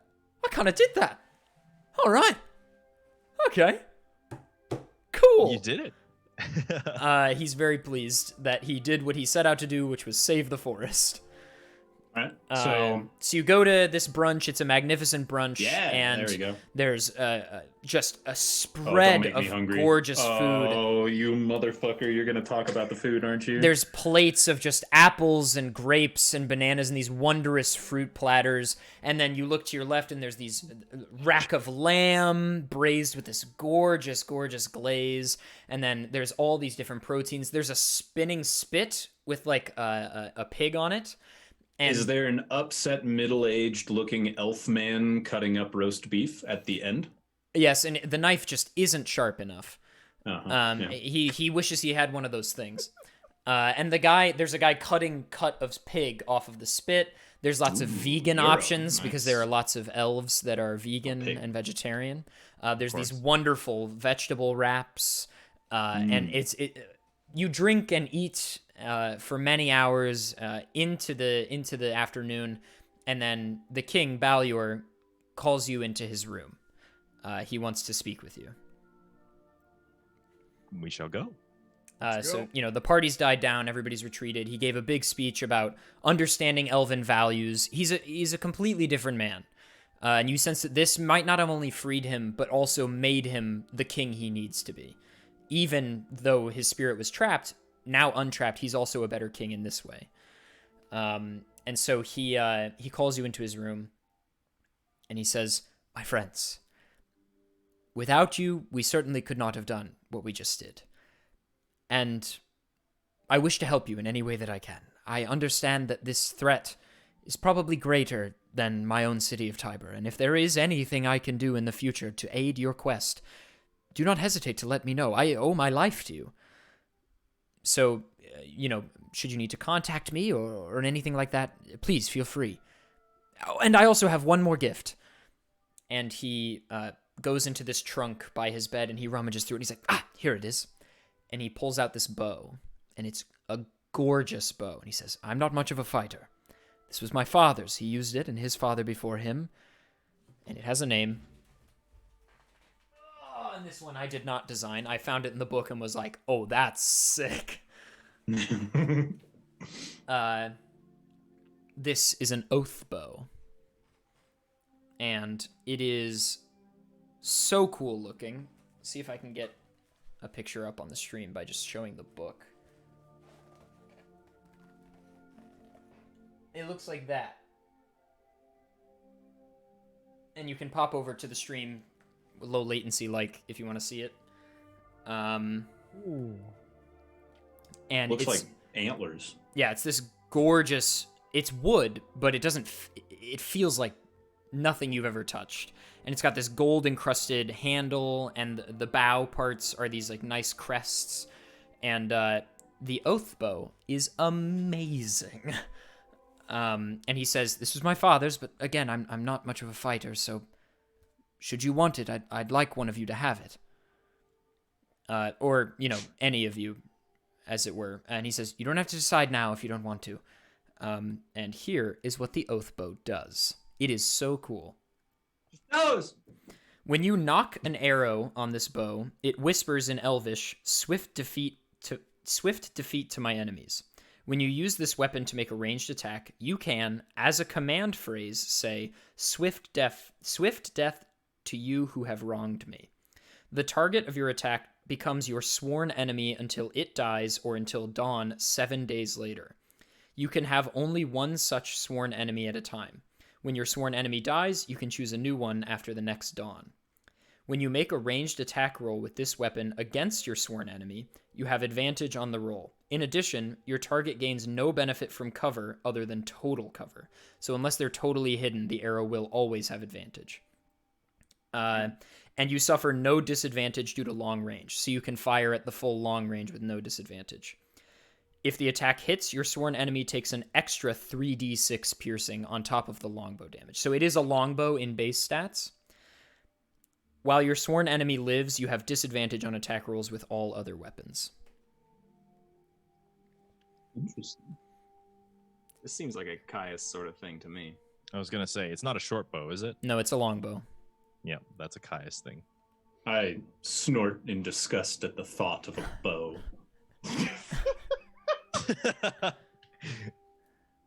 Wow, this is extremely powerful, and I will.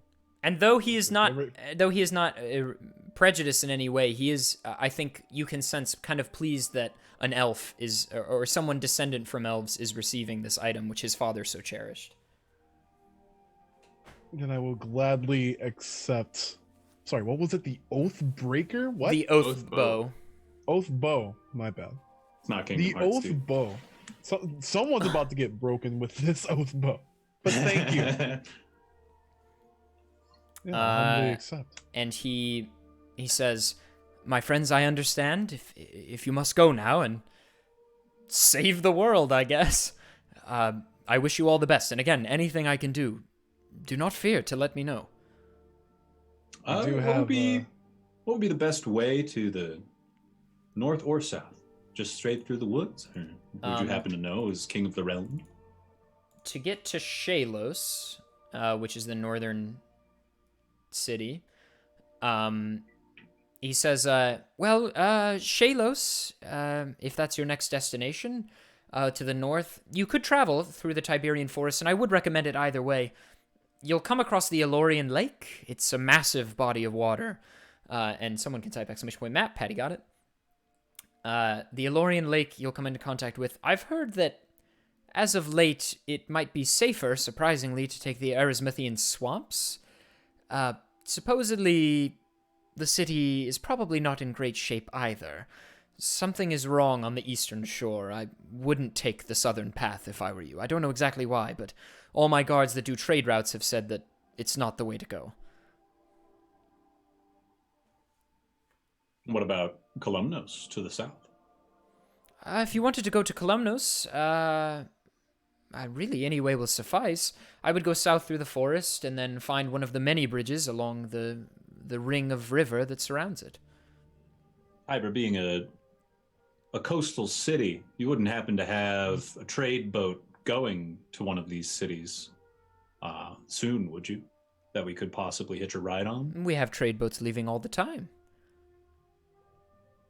I could obviously get you all stowaway on a ship. Sounds fun. If you would like. Is that something we'd like to do? Hey, Luck, where do your travels take you? What's going on then, mate? What are your plans? We're gonna go save the world. Are you coming with, or you got your own thing going on? Lads, I'm gonna be honest with you. This has been great. I've really loved every second of this, but I'm kind of like a lone wolf type, sort of like a go at his own, But more than that, I'm sort of feeling like, look, I'm going to be really honest, really connected to my roots right now. I just saved the city that my mother's from. I think I might go to where my father's from. I think I might see if I can save it too. Where's your father from? Well, actually, I don't know if it needs saving, but it seems like everywhere needs saving right now. So if our paths cross, my father's from a city near Tarhuain on the western shore. Okay. Well, what city near Tarhuain? Do you have the name? No. Just to know where you're going. Just so we know all the deets. Luck. He lives in. He's from a small town on the edge of the Karnikt archipelago. I don't know the name of it, but I know it's there. Okay. Well, we I think we're gonna finish things up here on the old east coast here. But once we've saved this half of the island, we might be in your neighborhood. So don't be afraid to give us a shout if you see us walking down the street. Can't wait for it, lads. Anytime you need my hammer and my rapier, I'll be there. Hell yeah, dude. And he leaves. Give him a fist bump before he goes. He fist bumps, and then he requests a hug with you. I give him a side hug. All right, he accepts the side hug. Yeah, give him a side hug. And he holsters his hammer on his back and his rapier on his back, and then he says, "Well, mates, I'm off then," and he just leaves. All right, and he's gone. Boy. All right, lads. Do we want to walk, or do we want to just chill on a boat and see how the ocean fares with us? I think I'd like to to ponder upon this. This is a pretty pivotal moment in our quest to extinguish the evil. And quite frankly, given all of these events, I'm still rather tired from the days before. So I think we should really have a powwow about this some other time. Is that might Bobby? also- Is that Bobby also saying that? No. That might also give our DM some time to scramble, because I'm sure he did not expect this. No, but I already have an idea. Cool. I Dope. am fine with you doing either option. All right. In fact, that's Oh. very cool, and I did not think of that at all. And is very cool. We can do pirates and stuff. Yeah, he, if you guys want to discuss it now, we can also discuss it some other time. It's up to you.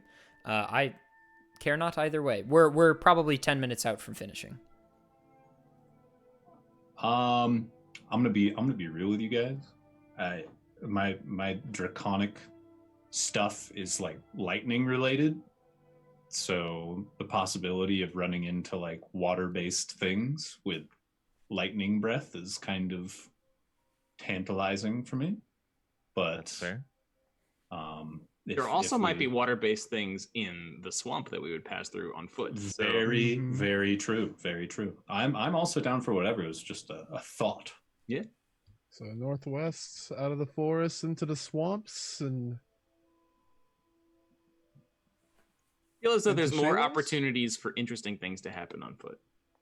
Okay, I think I agree. that's fine. I want to get on the water at one point though. Oh, Patrick, now that you've said it, I just had an idea that I can't not do. Oh, okay. So it'll happen. Good. All right, let's then it's decided then. Let's walk to the You have your horses. We have the horses. Oh, we do. Yes, we still have the horses from the I thought they ran away and we couldn't ride on them through the forest.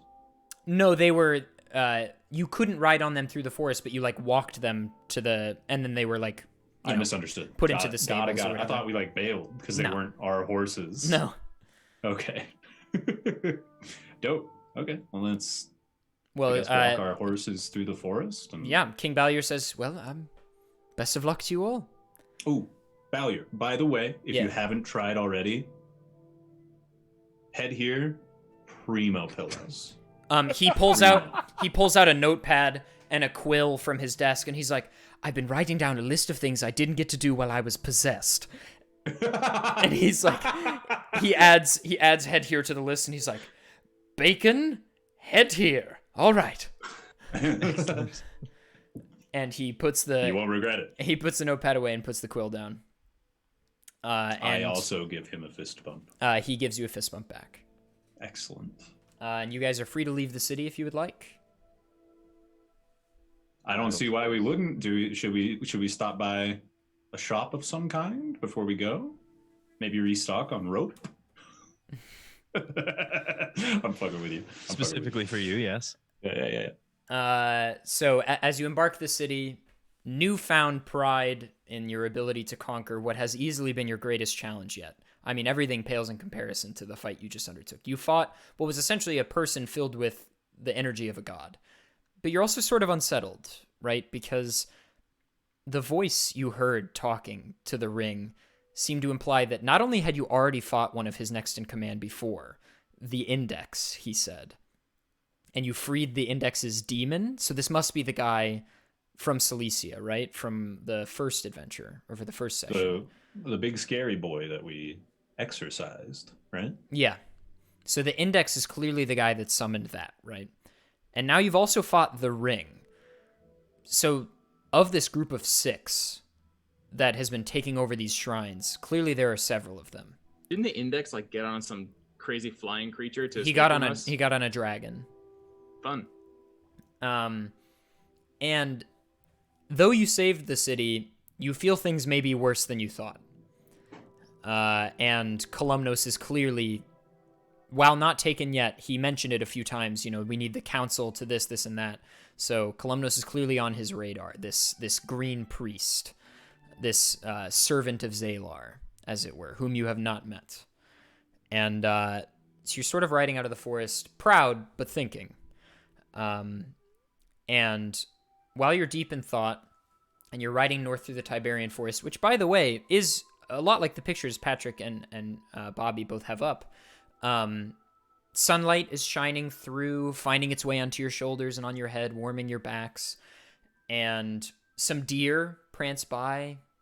You see a large antelope sort of looking around, sniffing around, sees you, and then gallops away. Rabbits and squirrels. Life is returning to the woods. And as you're reaching the northern end of the Tiberian forest, your horse suddenly stops. Who's in front? Guy wearing the charismatic necklace, right? Yeah, I'm feeling like I'm probably gonna be in front by default for a while. Okay. Your horse stops, and the other horses sort of stop behind. And the reason your horse stopped is because a series of needles hit right in front of your horse. And that Needles. Oh, is where we'll end Uh-oh. session Mhm. number 4 of Speedrunners Mr. and Z. Dragons. Mr. Z. How you gonna do that? Oh, I've been itching to see this guy again. Thank you for joining us on episode 4 of Speedrunners and Dragons. A quite eventful episode, I must say. Give it up to the adef for putting on this great thing. I've never played this shit before, ever, and this is a wonderful first experience, I must say. I'm I'm very excited for 2 weeks from now. I'm second glad that. you guys are enjoying. I'm really looking forward to the possibility of the fact that we have an episode that's the week before Halloween. And it coincides with the spookiest storyline I have written. So we're going to have a very spooky themed episode. Swamp was the right call. Swamp was the right call for this. Also, gamers. So yeah, we're every 2 weeks, every other Monday at 6 p.m. Eastern. I guess we'll go into plugs. Oh, is that a level up, by the way? Yeah, we're going to do a level up from that for sure. And you guys might, and I don't want to put words in your mouth, be able to do it on your own. Well, considering we already got our stat boost and level 4 is just a stat boost for me, I think I can figure it out. Yeah, Yeah, you just might get more spell slots too. That's about it. yeah, usually. and for Grum and Gouger, you might get bonuses to certain abilities, or you might gain an ability or something. But I can send you the pages, so you're fine. Cool. Um, I got nothing. And Patty? health, right? Ability Yeah, and health. score improvement. and health. That's it. Oh, health as well. Yes. Your rage damage might go up, or number of rages maybe. I don't know. Nope. Cool. So Patty, anything to plug? And gamers, stick around. Plugs, and then we're also gonna raid someone, so stick around. I'll be streaming tonight. I don't know what yet, but I'll be playing video games on the old Patty channel if anyone wants to drop in and check it out. Is How's anyone else your- streaming? How's your sunshine adventure coming along? It's done. It's fucking over. It's dead. Never again. Nice. But yeah, who Dang. knows what's going on? Nice, dude. Dangers. For me, no streaming tonight. Monday's usually my night off, so I'm gonna relax. But Fall Guys has been the main content. This weekend especially is just like jam packed with all sorts of like tournament stuff, and Twitch Rivals is on Friday, so like seeing a lot of big streamers go head to head in Fall Guys, and the new update's coming out on Thursday, so it's gonna be brand new courses and stuff. A lot of us will only get like 24 hours to prepare for that. So if you like Fall Guys, if you like stupid little beans like falling over and like racing and winning crowns and stuff, that's what I do. So Nice, Bobby. I just want to say, the actual esports celebrity right here. Like I like couldn't be a more fun person to watch tilt and tumble the way to. Yeah, I getting think more- I and just I wanted to say that. yeah, I think I'd like to piggyback on that real quick. I think if Fall Guys evolves as an esport, which I really hope that it does, I think we have like a contender for like a top tier gamer on our hands. Dangers, don't stop practicing, because you are going to be in the top echelon of that game, I feel.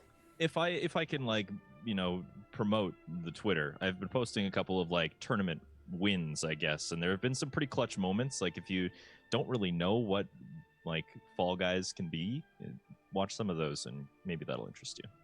Bobby, go ahead, my friend. Oh yeah.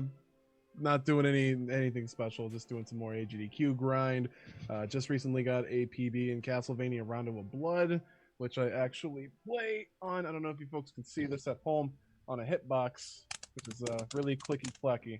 It's like a, really glorified keyboard. But that's my shtick. We're definitely going to be tackling more top times in Castlevania. I will at some point do a Dead Cells race with Patty. Good luck. Little 4 BC.